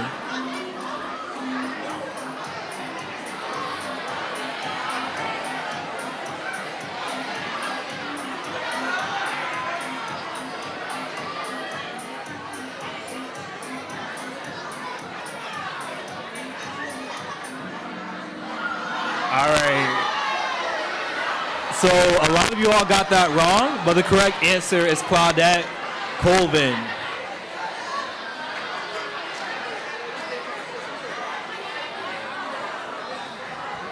All right, we need you all to quiet down in between questions so that you all can hear the questions when they're being read. All right, we're gonna before we go to our next question, we need you all to quiet down real quick. All right, so we're gonna say our next question. Who is the youngest mayor of Charlotte, North Carolina, and would go on to become the U.S. Secretary of Transportation?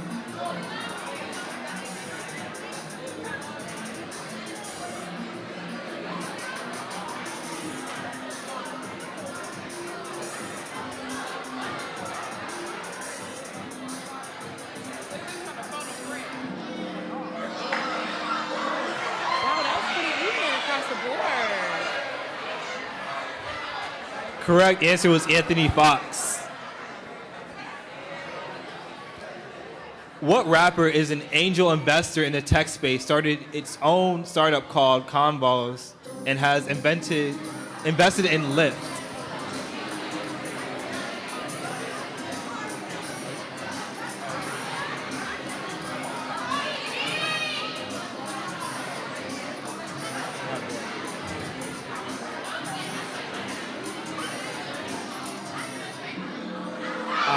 Correct answer was Chameleonaire.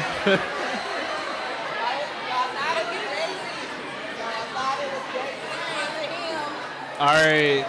I'm getting too invested in this game. Which autonomous food delivery bots are shown in these pictures?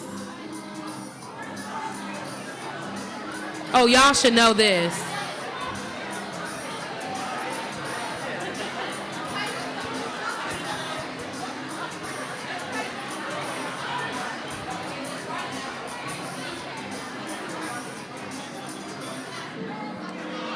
Correct answer is Starship.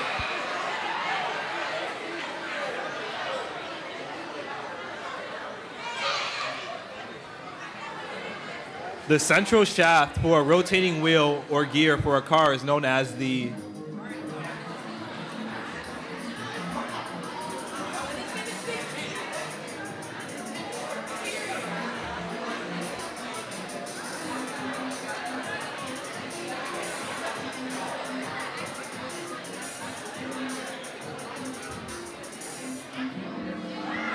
So the correct answer was axle.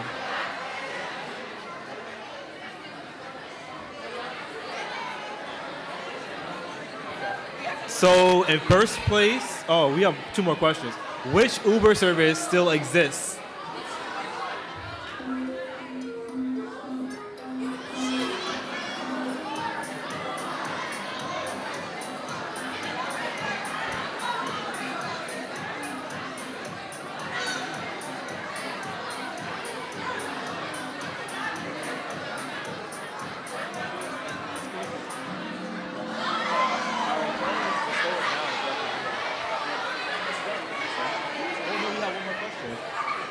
Oh, the correct answer is Uber Freight. All right, we're down to our last question. Everybody focus. This is for the gold. So far we have Joe, Kimani, Jack. What you said. And Mikhail. Here it comes. In what year did Toyota debut their partner robots in Japan that would assist with mobility and more? 1990, 1965, 2005, or 2015?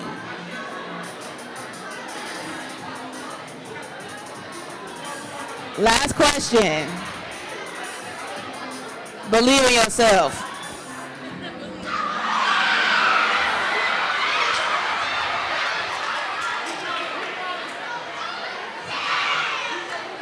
All right, let's see. Remember, if you haven't played Kahoot before, it goes by speed also. So it's about accuracy and how fast you put your answer in. So our top winners will come up to the front. If I mispronounce your username, forgive me. Here it comes. Joe. Joe's in the building. Yes, Joe. Jack. And Day. Where's Day at?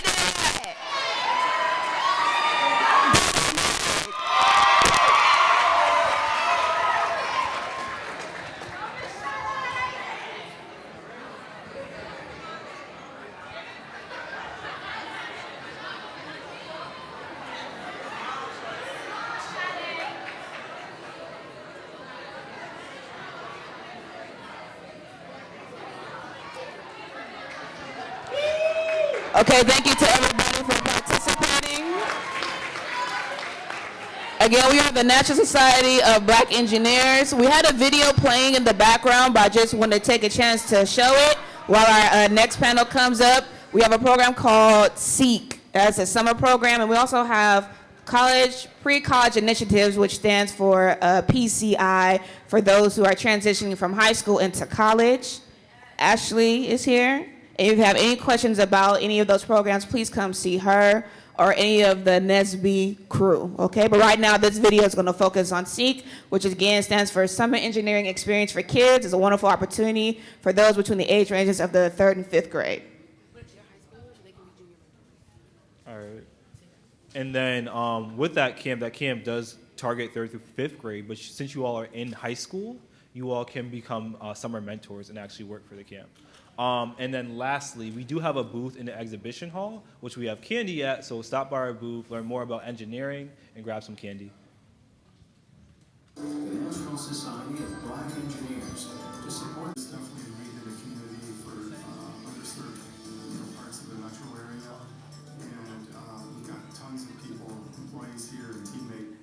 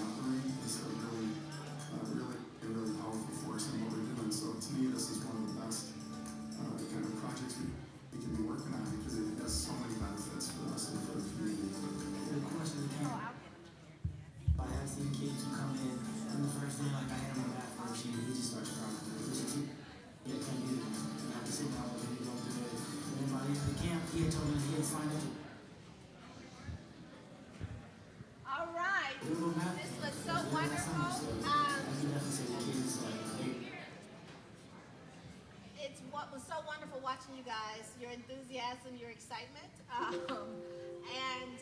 just also seeing the adults get into it, I tell you. I don't know who was more excited, you guys, the students, or the teachers and the adults and mentors that are in here with you. So we are ready for our second panel. So as they are coming up, I will just kind of engage with you guys. I want to invite the second panel to join me here on stage. And while they're coming up here to join me on stage, I would like to, is the mic in the aisle hot right now? It is? Okay, great. So anybody want to share what has been the most powerful thing that you've heard or learned today? Anybody want to share? Just go in the aisle to the mic. Mic is on. Come on. You got it, girl. Yes. Turn it around to you. It's facing the wrong way. You got it. You've done this before. She's turning it on. Okay. My name is Fatia, and what I learned today is to invest in yourself. All right. Love that. That is powerful. Because, you know, if you don't invest in yourself, you can't expect anyone else to do it, right? You've got to value and love yourself first. And that way others will do the same. Anyone else want to come and share? All right. Come on here. Like that sweatshirt. Yeah, thank you. My name is Zion, and one thing I learned today is do what you love, even when it's hard, and make sure you find different routes to achieve your goals. All right, that's great. Thank you. That is powerful. You know, I've always heard, and I've lived by that mantra, do what you love, the money will come. It's not always there sometimes when you start out, but you stay with it, and everything will come to you in your time, in your season.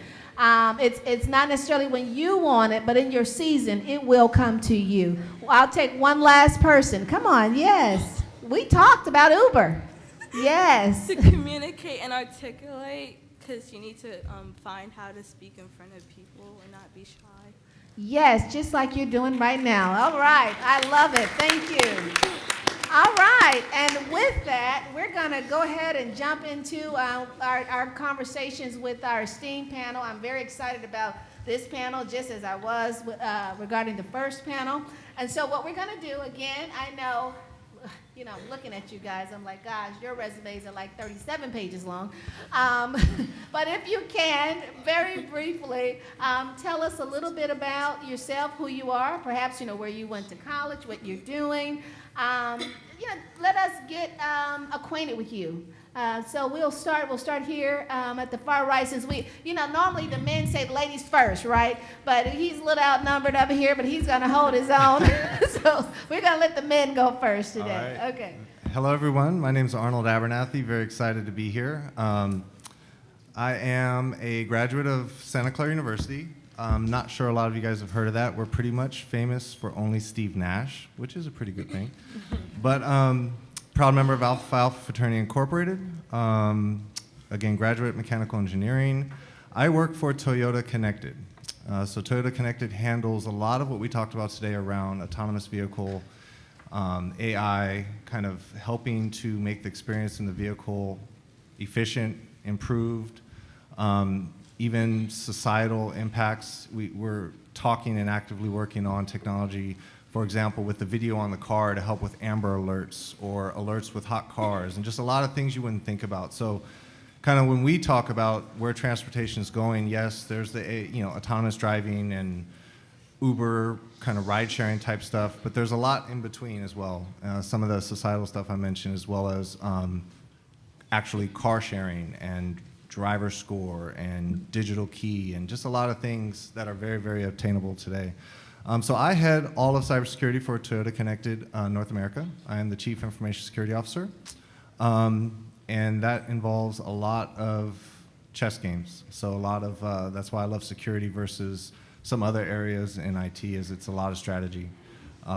Almost military, a lot of strategy, countermeasures, talking about attackers, and we use words like pivoting and all this sort of stuff. That's my day-to-day, so. Wow, impressive. I would have never thought at Toyota. Okay, good, I'm learning. Okay, please continue. Good morning. I'm so happy to see you here. I'm so happy to feel your energy and see all the excitement. So thank you for coming. Thank you to the Congresswoman for having us and bringing us all together. My name is Charlene Short, and currently I fly for American Airlines. I fly at the 737, and I'm based out of DCA. I'm based here in the DC area. I actually grew up not too far from here in Prince George's County, in the Ardmore, Landover area. I graduated from high school across the street from our other panelists at Duval High School. From Duval, I went to the Air Force Academy Prep School, which is in Colorado Springs, so throw that out there for you, and then the Air Force Academy. After graduating, I accepted a commission, and I trained to fly the KC-135. And since we are all local here, I'm sure you've seen some of the larger aircraft flying overhead with the big yellow stripe on the belly. That's the aircraft that I used to fly. And so I flew that in Japan and Kansas. And after that, I moved on to a different type of platform, which is the RQ-4 Global Hawk. And it's called a remotely piloted aircraft. Many people will call it a drone, but I'd like to share with you that it takes up to at least five pilots and multiple aircrew members to operate this unpiloted aircraft. So I did that for a few years, and by that time I had two small children, and I followed my husband, who was also in the Air Force. I completed my Air Force commitment, and we went to New Hampshire. And then when I was pregnant with my third child, my son, we decided that I would start flying commercially. And so that's when I started on my journey toward commercial aviation. And I started flying out of Dulles Airport, and I applied to American Airlines, and I was hired. And I was very excited, and so that's what brings me here today. Awesome. Thank you. Good morning, everyone. I'm going to start it off first with a question. Who has actually heard about the Coast Guard? Raise your hands if you've heard about it. Great. That is awesome, because usually I'm in a room full of people that have never heard about it. So my name is Renakwa Russell. I'm a HC-144 pilot in the Coast Guard. The HC-144 essentially looks like a smaller version of a C-130.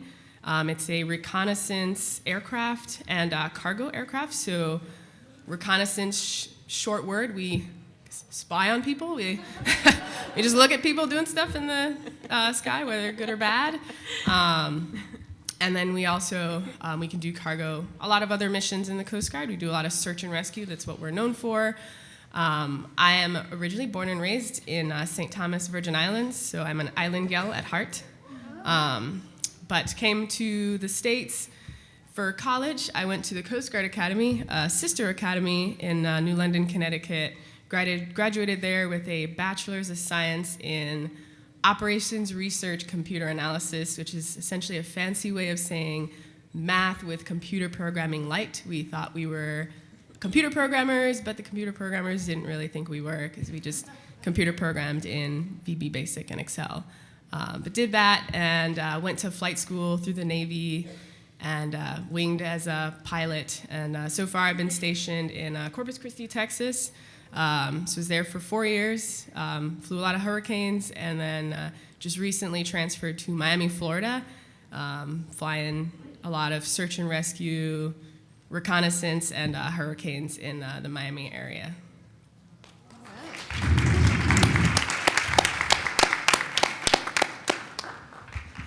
All right, good morning. It's really cool to be here with you guys today. I can't tell you how much fun I've had so far listening to all these incredible people in their careers. My name is Serena Onan Chancellor. I am a NASA astronaut.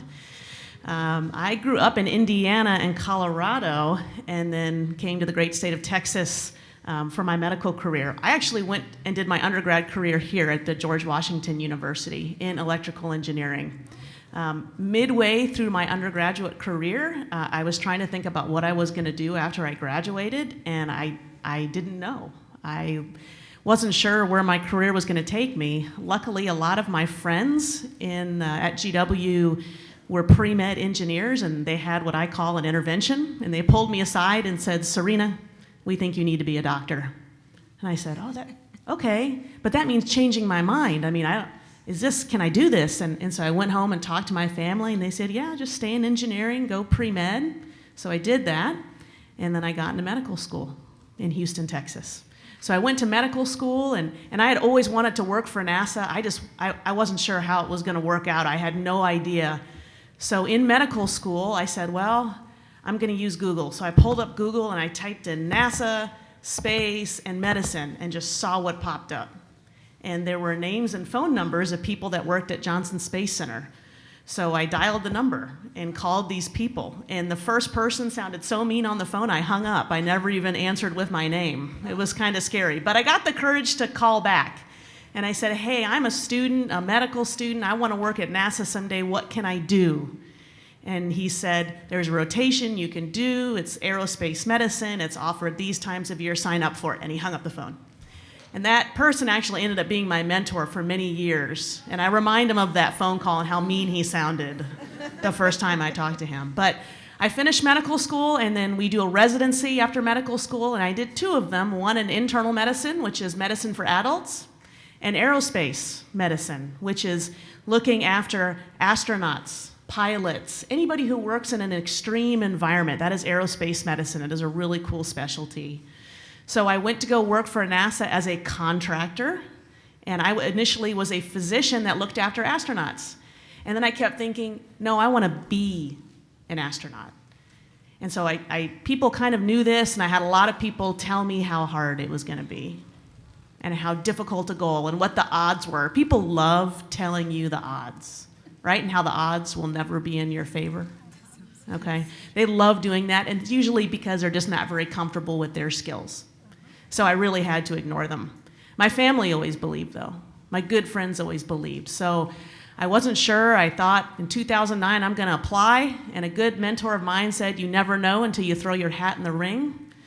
And so I applied and got in. So I've been training in the astronaut corps and finally got the chance to launch to the International Space Station. So I launched June of last year. I spent 197 days on orbit.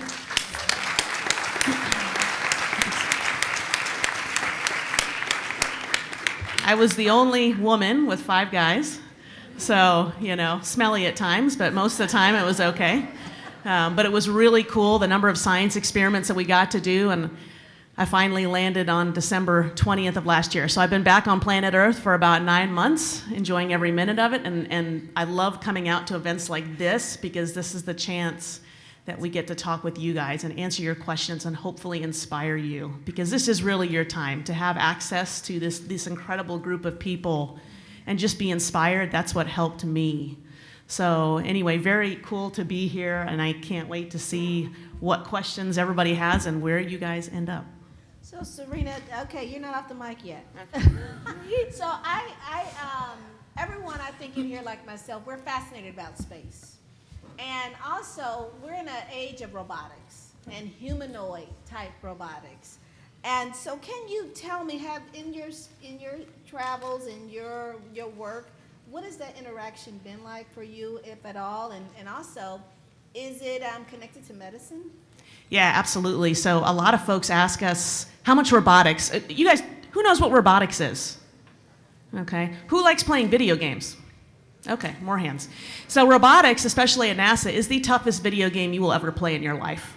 So imagine playing a video game where you have 90 seconds to win, and if you don't win, you lose a $4 billion vehicle.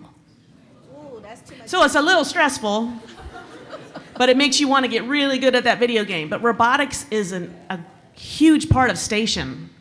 Why? It's the only way we get our cargo ships in. SpaceX, Northrop Grumman, all the stuff that brings supplies to the station, they don't dock by themselves. We have to capture them with our robot arm. So we do a lot of robotic training while we're at NASA.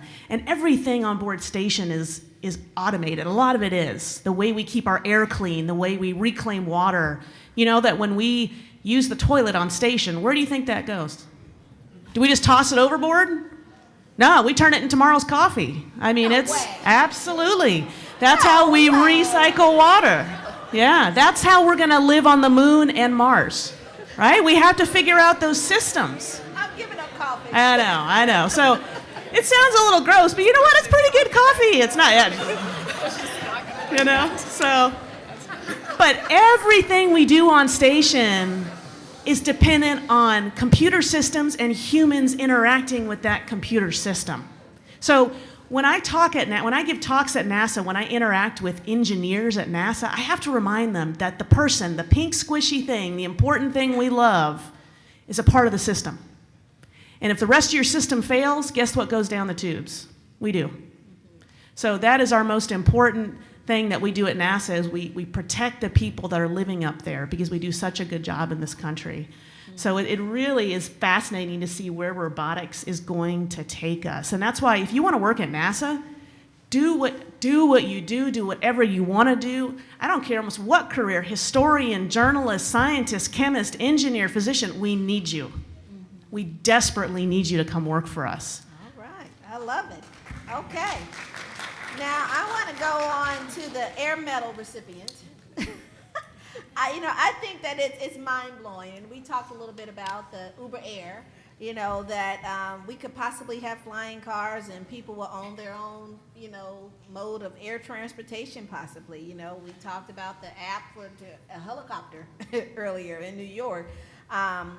So do you have any thoughts pertaining this, flying cars?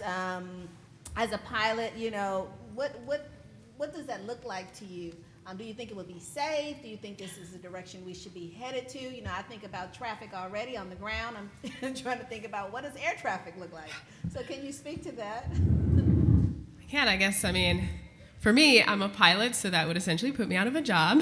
I really want to have a job, but I think Charlene mentioned, it's definitely possible. I mean, currently right now we're seeing UAS, the Coast Guard as well has UAS programs, Border Patrol, a lot of both military and commercial organizations use, unmanned aircraft currently.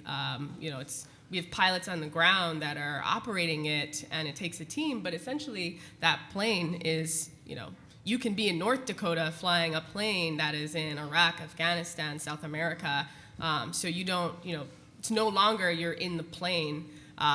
Same thing with cars. I mean, essentially, we already we're testing the first driverless cars. There's so much technology. Japan has their bullet trains, which are essentially operated by magnets. So they're, in theory, floating. They've got the magnet system. So flying cars, it's going to take, someone in this room can invent it.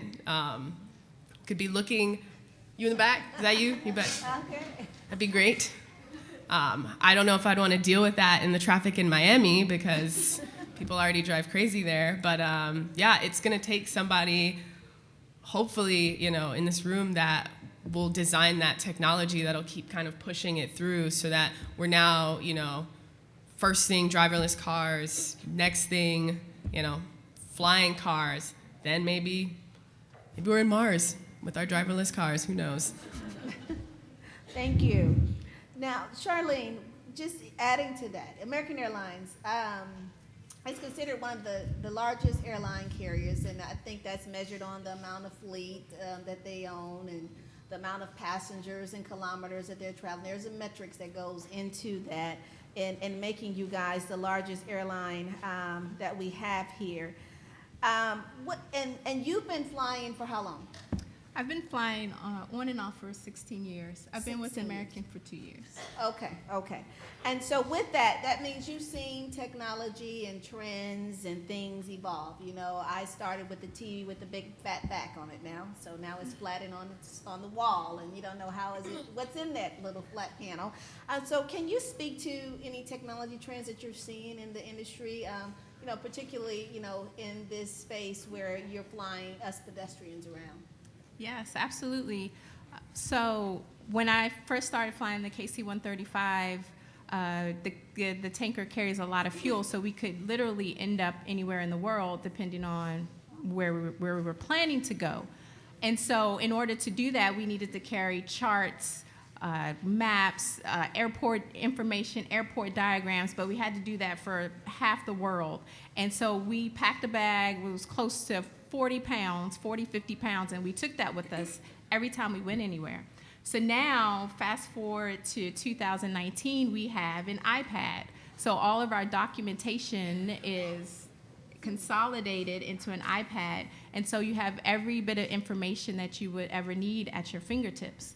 Safety is always a concern for us. We want to be as safe as possible, and we talk a lot about flying in the air, but on the ground as well. I mean, imagine driving down, 495, but every car has 70 feet wings on either side of it. So you have to watch out for who's around you. And so now they are updating the manuals so that everything on the tablet looks like what you see outside, so that helps you to be safer. As far as how much the industry has changed and changed, and for the future, I just kind of want to pivot and say that this is the biggest hiring boom ever in our nation's history for aviation, specifically for pilots. While I believe that if you can drive a car, you can fly a plane. And as a matter of fact, I flew a plane before I ever drove a car. So to give you perspective, so now is the time. It takes time to grow a pilot. It's not a hard thing to do, but to get the experience and to be able to handle any situation, it takes time. And there are a lot of pilot positions coming open now. So once you hit 18, or even before 18, you can start to fly. But specifically attaining a pilot job at an airline or in the military, start thinking 18, because pilots are leaving and you have to start early. So our nation is coming together and trying to create ways for more and more people to be pilots. So I would submit to you that you are the people that we need to be these pilots. I am not going to be here forever. It's physically impossible. We are not going to be here. So I need for you to be the next people taking our spots, flying these airplanes, getting the training. And if you have any questions about that, I would love to talk to you during or after this session. Thank you. That's so impressive. You flew a plane before you drove a car. It's not my story. So, Arnold, picking up on that, you're with Toyota, and it's a Japanese multinational company, but it has a U.S. headquarters in Dallas. And we are in this time, we're talking about all this automation, artificial intelligence. We talked about IBM Watson, earlier on the last panel.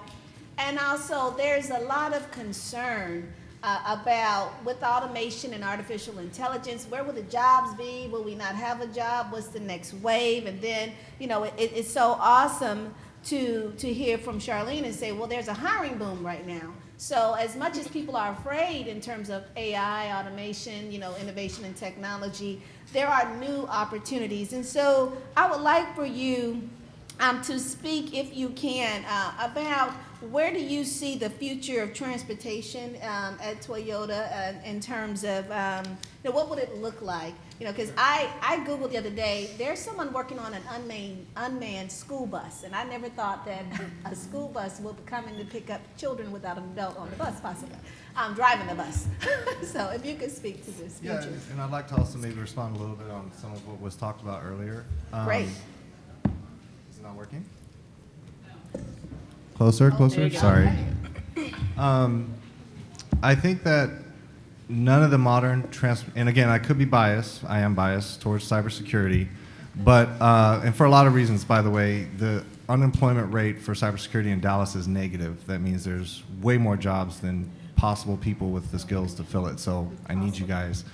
But also, I think that none of this modern transportation stuff is possible without assurances in cybersecurity. Case in point, we talked about drones. Heathrow Airport was shut down, last year because drones. There's a lack of cybersecurity, there's a lack of infrastructure, there's a lack of standards. I'm sure you heard of that story as well. That's what happens if some of this gets pushed without cybersecurity. So I think cybersecurity is absolutely an enabler for everything we're talking about today, including autonomous driving. People aren't going to let autonomous driving happen if cybersecurity is not solid. People believe in it, they believe it's there, and they trust it, right? So I am biased, but I think I have somewhat of a foothold for being biased. In terms of kind of where I think, AI and modern transportation is going, there's a heavy focus on autonomous driving, and there should be. That's pretty cool. But there's a lot we could do now. There's a lot we can do based upon the technologies that are in vehicles today that can help the consumer, that can help you guys as drivers. Not just ride sharing, for example, maybe now car sharing, and not just car sharing for a day, maybe car sharing one way, or everything that goes with that, keyless entry using your phone, or making money off a vehicle if you know it's going to be idle and you own it, being able to capitalize on that and make money. So modern technology includes a lot of things, not just AI and autonomous driving. Even things like being able to have Amazon deliver to your trunk, right? Magic Trunk and things like that. So I'm not sure if that answered the question. It does, and I would like for you to expound even further, because this whole cybersecurity thing has gotten my ears perked up, because I thought of cybersecurity for Amazon or my credit card company, my bank, my banking institution, but I hadn't thought about it in terms of transportation. And so there's just tremendous opportunity here that I don't think a lot of people are aware of, and it really touches across all industries. Absolutely. So can you speak a little bit more in terms of opportunity? You said you're at a net zero. You don't have enough talent out here. What can these brilliant minds in this room be doing right now to prepare to have a successful career with Toyota in cybersecurity? Sure, I think if there's one thing it's been touched upon with the previous panel and definitely here today is code. Like, I went to college, I was completely computer illiterate, but others weren't, right? And maybe some of you guys are in the same boat. There's nothing stopping you from coding today. Like, you don't need a beefy computer. Amazon and Microsoft were up here sitting next to each other, which I think is really funny because people focus on Amazon as a retailer, but AWS for me is huge. Like cloud, you guys hear about the cloud? That's really, when I think of AWS and Microsoft and Azure, that's what I think of. And we use both of them, right? And a lot of customers, I'm not gonna say which one we use more of, or which one's better, but I'll let you guys work that out. But like the gentleman from Uber said, you can literally today sign up with your email account and get an Azure or AWS account and start coding. Like, you don't even need a laptop. You know what I mean?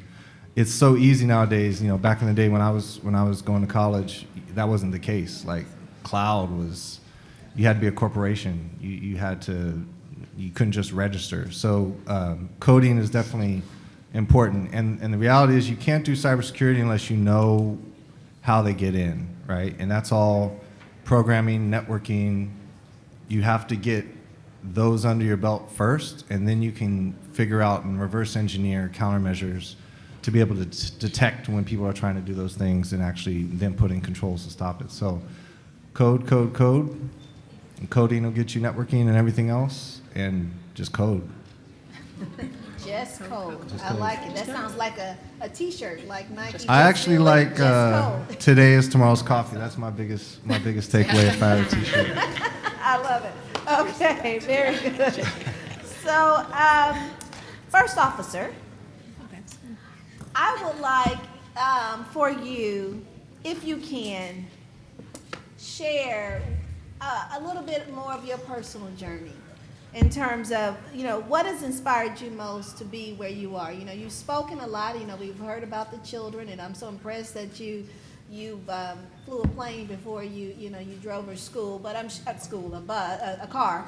But would love to know a little bit more about being an African American woman. I'm not sure if you see a whole lot of you flying around, leading, working, having the success that you've had. Share with us a little bit about what inspires you most to be where you are now, and what does that mean to you for these brilliant minds in this room? Okay.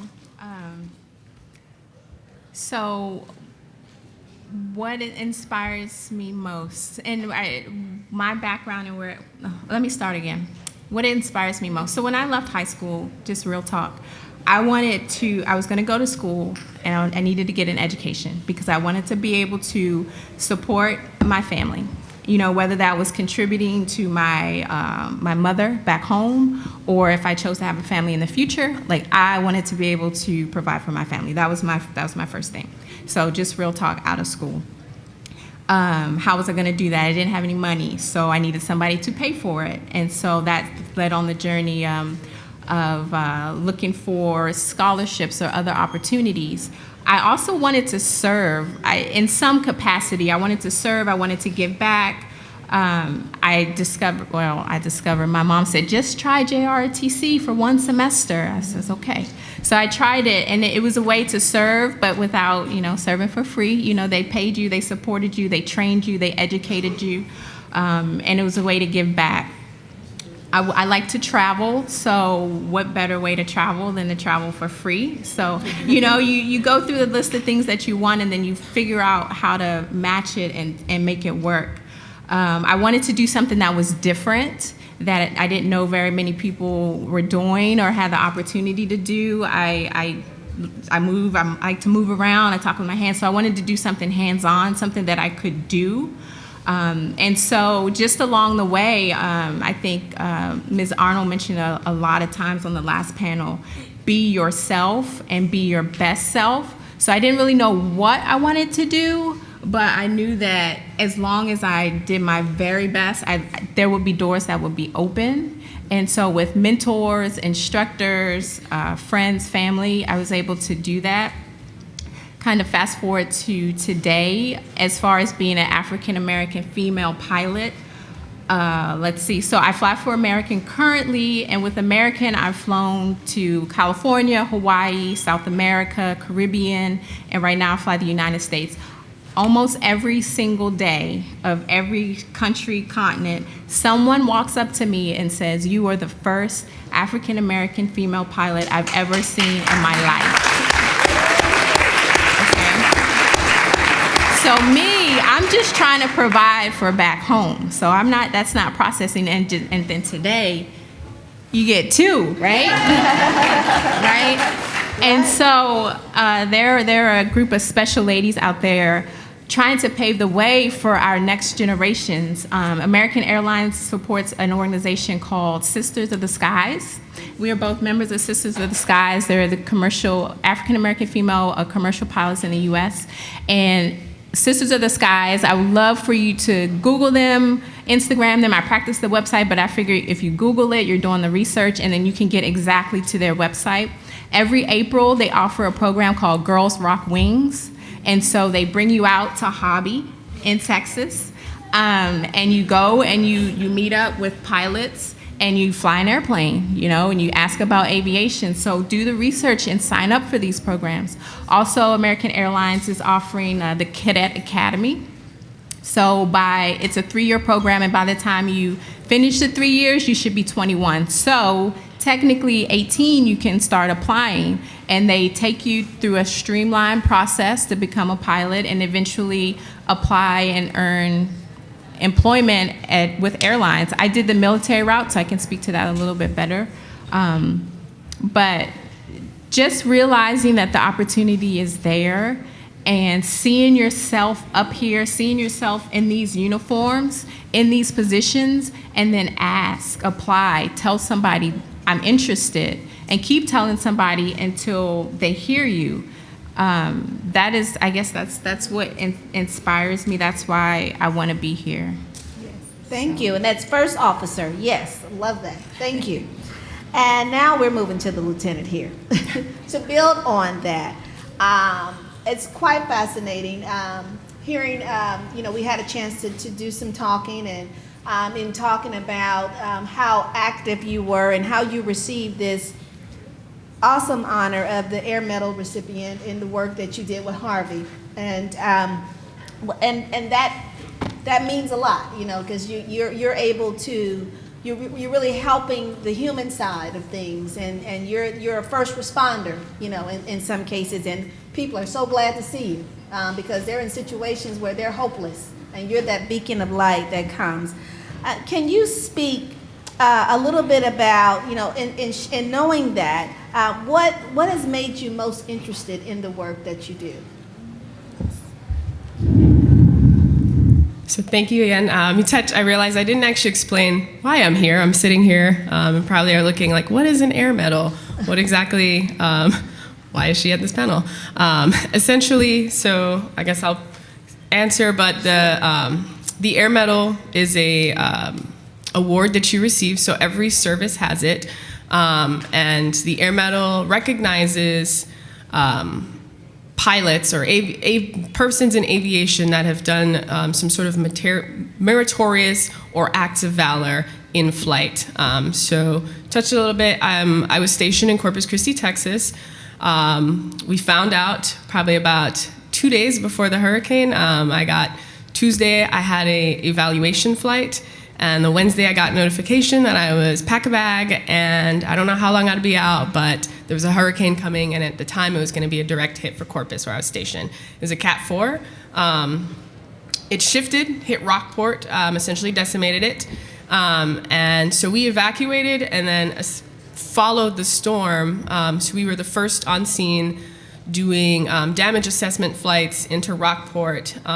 We hit the outer bands of the hurricane and then flew when it hit Houston. All the airports were shut down. Nobody was, I guess, stupid enough to fly into a closed airport that was flooded, except for the Coast Guard. That's what we do. We are essentially known for flying in bad weather that not a lot of people want to go in, whether that's on the boat, whether that's on an aircraft. So essentially that was what I received the award for.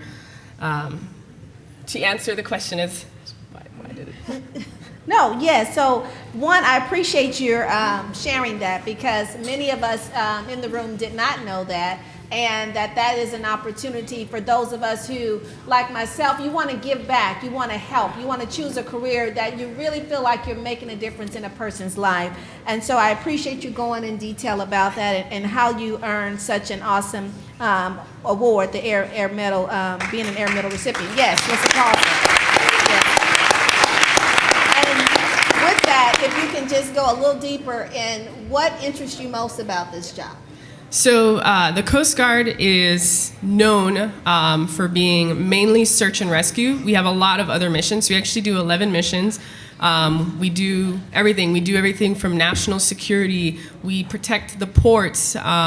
We have people stationed overseas working as liaisons with other countries on how to do search and rescue. We also do law enforcement. But growing up, coming from an island, like Charlene said, I didn't see anybody that looked like me that was a pilot. I happened to meet two pilots that were doing a destination wedding on St. Thomas that told me about the Coast Guard. I had been interested in the Navy prior to that. I wanted to be a fighter pilot, didn't have the eyes for it. But fast forward, I was like, I knew I wanted to fly as a kid. I actually wanted to be a flight attendant. I thought they were the coolest people. To get anywhere off of an island, you essentially have to either fly or take a boat. So I flew a lot, or both. But I thought flight attendants were super cool. Their outfits were awesome. They traveled. I had an uncle that was a pilot. He was the only person that I knew that was a pilot, and he was like, well, why'd you stop there? Why not be the pilot? Why not be the one flying it? And kind of planted that seed. And then when I talked to these pilots, just this fortuitous meeting of thank God they got married on an island. They told me about the Coast Guard and the life-saving skills, and I liked helping people. And that was one of the big things that pushed me into joining the Coast Guard, was just, I can help people. I can see my flights doing something. For Hurricane Harvey, so I'm a fixed wing pilot. Everybody always, when they think of Coast Guard, they think, that helo coming in with that person, dropping a rescue swimmer. Their heads can't get any bigger because they save lives, and pick that person up. And so, but we have more than helicopters. We have planes. And so for me, my missions are a little bit different. I fly, during Harvey, we flew crews into Houston because the airfield, the air station in Houston is a generally small airfield, and they pilots have what's called you have a certain amount of hours we can work in a day, which is pretty nice. So after 8 hours, we essentially it's like Cinderella, we turn into a pumpkin, and we have to get our mandatory sleep, and that cannot be touched. We need at least 8 hours of sleep. We are essentially princesses that need our sleep. And so because of that, those crews were, they were getting overworked. They were working around the clock, getting people off of roofs and houses. So we needed more crews, and they were flying them into other airports that were open, like Dallas and Austin. But to actually get them into Houston, we were the ones that were flying them in. We were doing communications platform. Fast forward to the most recent hurricane, Hurricane Dorian, which I just got back from supporting. Bahamas just got essentially as well, got hit by a Category 5 hurricane, and we were the first ones in. And so the Coast Guard, as you said, we essentially take people that are in a really bad situation and, put them into a less worse situation, get them out. And so we literally got the call. I was in Puerto Rico deployed, and then they were like, nope, you're coming back. And the next day, it was round the clock, max effort to just help save people that otherwise were, had no other way. So for me, that's what pushed me. I liked helping people. I love to fly. And so to be able to do that and help people, I did an evacuation flight after Hurricane Maria in Puerto Rico, and there was a lady in the back that had gone home to see family, got trapped there, had no way to get out. And she got on the plane, and as we took off, she just started crying. And everybody freaked out because we were like, oh my gosh, my takeoff wasn't that bad. Like, what happened? But she was just so overwhelmed. She had just gone through something that not a lot of people have experienced, just devastation. And she was so happy. She was just so overwhelmed that, she just cried. And so I'm fortunate in the job that I do that I can see, the impact that I have daily and just helping people. That is awesome. I have goosebumps, yeah.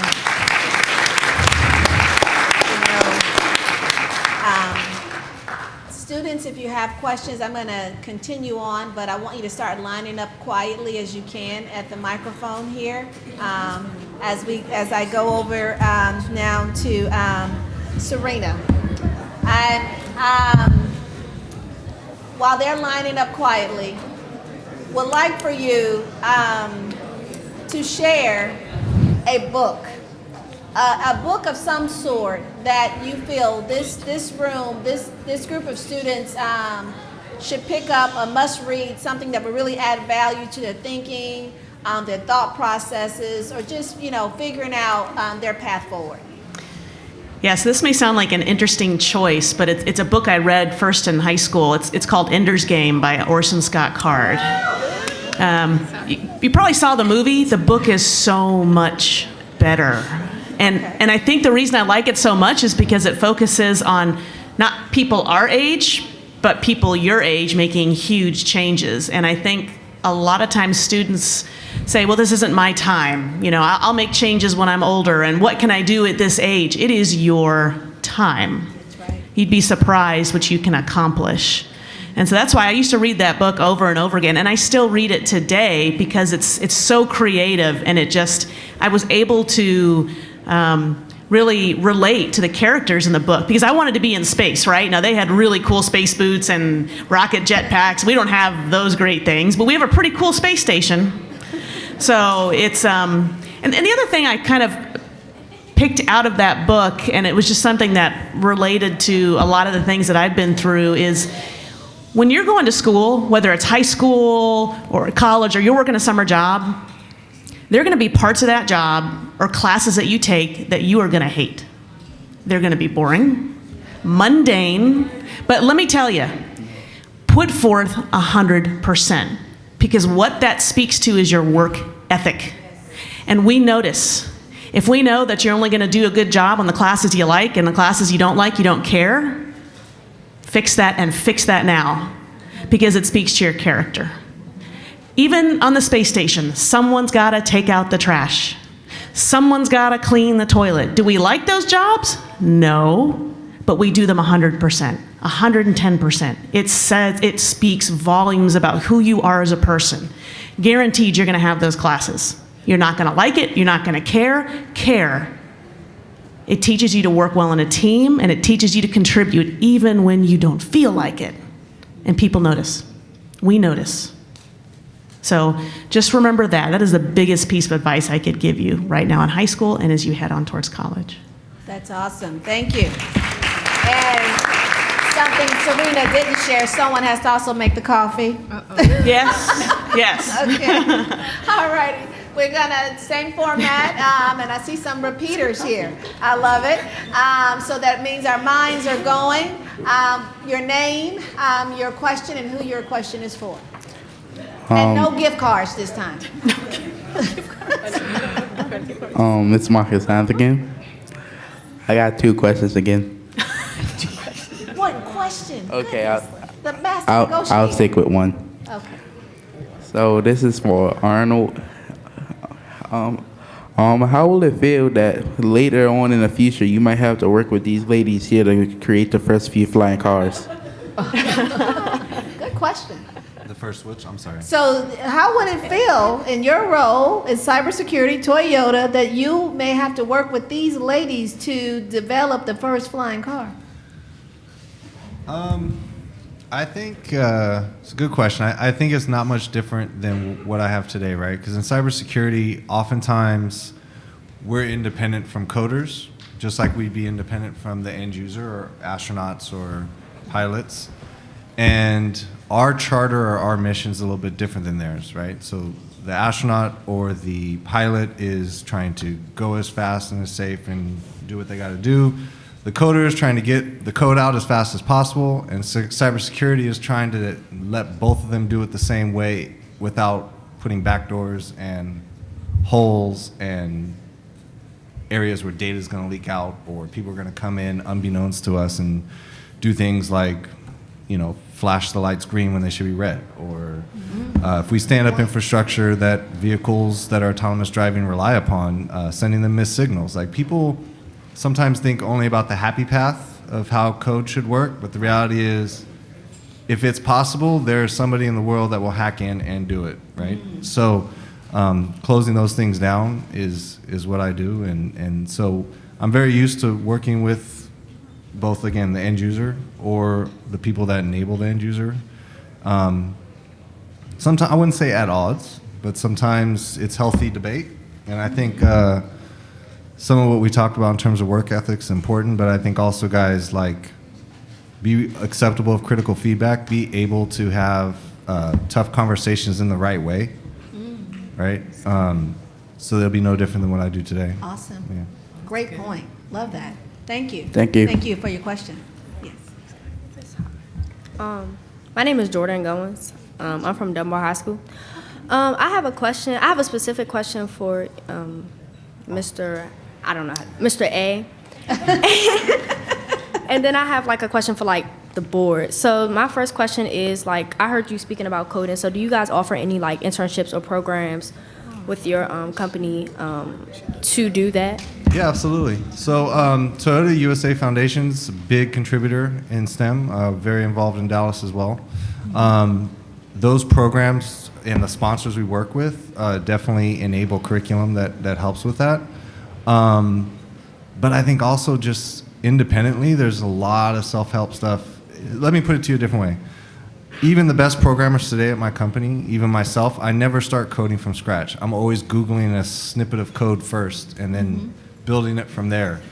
They're shaking their head. Everybody does. So there's a ton of stuff on the internet in any language. Not to punt, your question. So there are curriculums that are helping with coding. I know it's younger and younger in high school, and I think maybe you got to seek it a little bit. I don't know off the top of my head, but I can maybe connect some dots for you. But there's also a lot of public knowledge, just a ton. Setting up a cloud account sounds so sophisticated. It'll probably take you 10, 15 minutes. These guys can help you with it as well. So. And I want to add to that. I'm going to let you ask the next part of that. There's something called Computer Science for All. So look that up. There are opportunities there. It's national and it connects you to opportunities. And start early. So if you're wanting a summer experience, start now looking for the summer experience, because these great programs, they fill up fast. It's not just you who's looking. There are students across America that's looking. And there are even students in other countries that are looking to come here. So you're competing globally. So start now looking for opportunities, but also CS for All, Computer Science for All. Go to that website. That could be a good resource for you to start. Go ahead. Okay, my second question was about mentorship. So how do you guys think you have, like, we would get access to mentorships for, like, these specific job These are choices? awesome questions. Okay. So specifically for aviation, mentorship, so I went the military route. I went through the Air Force. So for mentorship, I'm gonna just blurt out a few. So if you have your phones or your note-taking device, you can Google it right now, make a note, find them on Instagram or Facebook, like, not joking, and pin them, follow them, like them, whatever it is you do with them. Air Force Academy admissions, and that is a great place to start the conversation with what is the Air Force Academy all about? What opportunities will you have upon graduation? Sistersoftheskies.org, I want to say, but again, Google it so you get there. Sisters of the Skies have mentorship opportunities, other pilots who are in the industry that can mentor you and direct you to that next step. What is that next step? Organization of Black Aerospace Pilots, Professionals. It was pilots. Organization of Black Aerospace Professionals, obap.org. Google them. Not just mentorship opportunities, but scholarship opportunities. And so that's a big thing, is go on there, look at the scholarships, see when the deadlines are, so you're not a week prior trying to get an essay out. You know, you can kind of think about it ahead of time. Legacy Flight Academy, they focus more on the spirit of the Tuskegee Airmen and keeping the Tuskegee Airmen's legacy alive. Lots of mentorship opportunities there. Tuskegee Airmen, TAI Incorporated, or Tuskegee Airmen Incorporated, that is another one. Locally here, say Nesby. Locally here, I know I'm on the Maryland side, so in College Park, right across the street from the College Park Metro Station. If you take the Metro, there's the College Park Airfield. They have a museum there. They also have an airfield that offers discovery flights. Fort Washington, Bowie, Maryland, they offer discovery flights. So please, please look into these organizations. Also, we were chatting earlier, tell somebody. You know, it doesn't matter who it is, a teacher, a friend, a family member, tell somebody, hey, I'm interested in aviation. Just say it, speak it aloud. I am surprised. I could be in the grocery store and just kind of talking to somebody and they're like, oh, well, I served in the Air Force. And it's like, oh, wow, you know? So tell somebody. That's the first thing to do. And then there are organizations out there. So just please look them up, look us up, and reach out.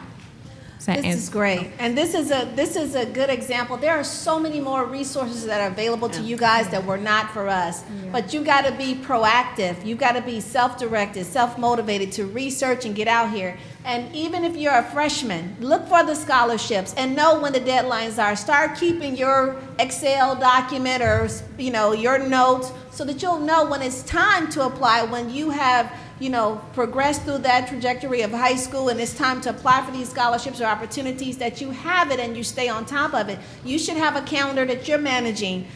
Just like your parents and your teachers and everyone else is managing a calendar, manage your calendar. And also speaking to the mentors. Go ahead, add something else. I just want to add one more thing.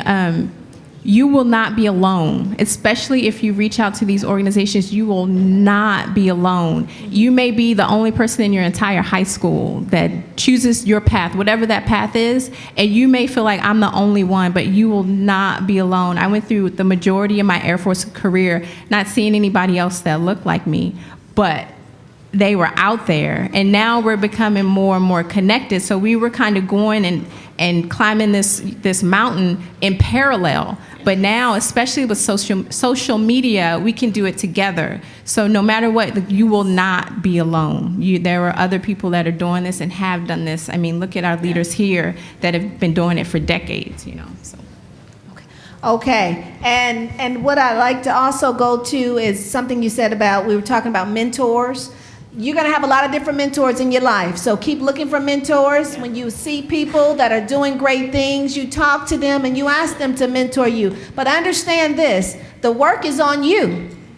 The mentor has arrived. You've got to stay in touch. You've got to ask the questions. You've got to know how to maximize that opportunity that you've asked for. So sometimes you'll ask someone to be your mentor and you're waiting on them to figure out your life for you. No, you've got to do it, and you've got to utilize that resource to add value to your path. This is going to be our last question, and then we're going to huddle again with our expert panelists so that everyone can get their questions answered.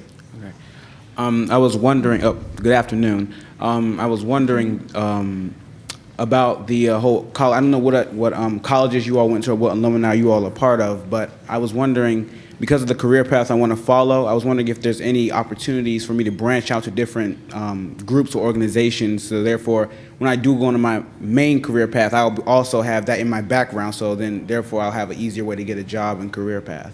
So you're trying to build that resume the right way? Yes, yes. All right, anyone want to take a shot at that?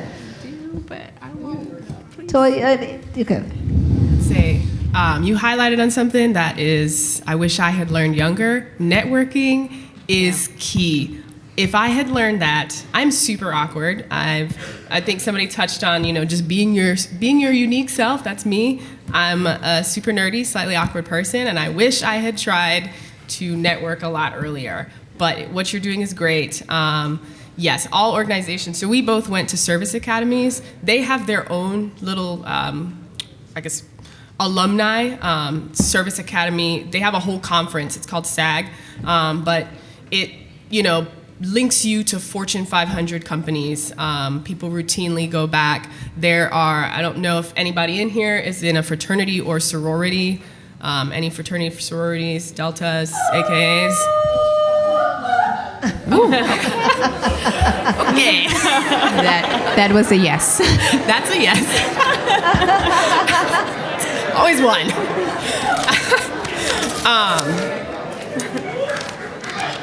See what you started? So I've started to train. I don't know if that's something you're into, but I think that is something that also I wish I'd learned about. That is probably one of the hugest networks you could ever have, is if your school has bigger than alumni. I mean, alumni is great. My sister went to Columbia University, and that alumni network has gotten her a job at Google, traveling around the world doing Google platform and coding. But connected to that is fraternities, sororities. There are so many different sisters or brothers that are in those organizations, and all you have to do is say, I am a XYZ, and you have now gotten your foot in the door, and they will just pull you through that door. It is something that should not be taken lightly. There's, the Divine Nine, that obviously are very historical and have a huge network, and that I've seen that through friends of mine literally get jobs simply by knowing people and knowing the right people. Thank you. Okay, and with that, I want my line of questioners to come over here to the left, if you can. Just come over, and when our panel comes down, they will come over at that point, and they will answer your questions, and they would love to do that. And I want to thank the panel, the first and the second panel, for sharing their stories and taking the time out to be here with you. So let's clap them up, please.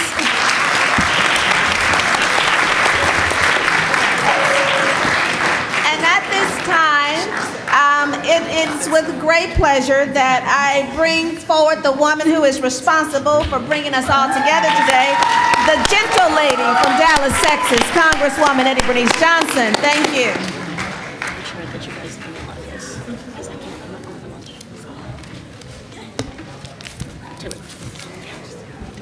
Don't you think this was a great session? Let's give them a hand. I'm so grateful to all of the participants that have come, both you as the audience and all of the panelists. We are so grateful to you. we feel very strongly that this group impacts our future. And we don't want our young people to leave with a lot of questions. We're out of time for the session, but our panelists will be here a little bit longer. We've got to take a few pictures, and then we have a 12 o'clock, I have a 12 o'clock to try to get to. But you can come forth. If you don't get all of your questions answered today, send your questions to the office and we'll do our best to get your questions answered. I'm extremely grateful for all of the participation, for the special activity, for the pre-panel activity, all the things that we added a little bit this year while we were waiting for all the students to get here and rewarding those who got here on time.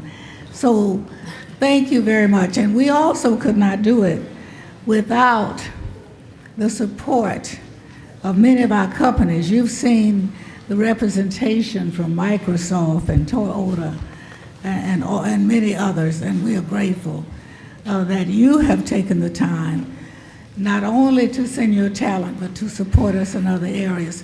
There are companies who gave us the bags, it's NASA, my favorite federal agency, to make sure that it's on your mind. We know that you're our future. We have no question in our mind about that. We just want to make sure you know you're our future. So come again next year or send some classmates or friends. We'll get the information to you. We are very, very grateful. I'd like to ask all the panelists to come forward, all the participants, so that we can get some pictures and we have a little token to give to you. Our budget is none. So, but we want to express our appreciation. Thanks again. Come next year.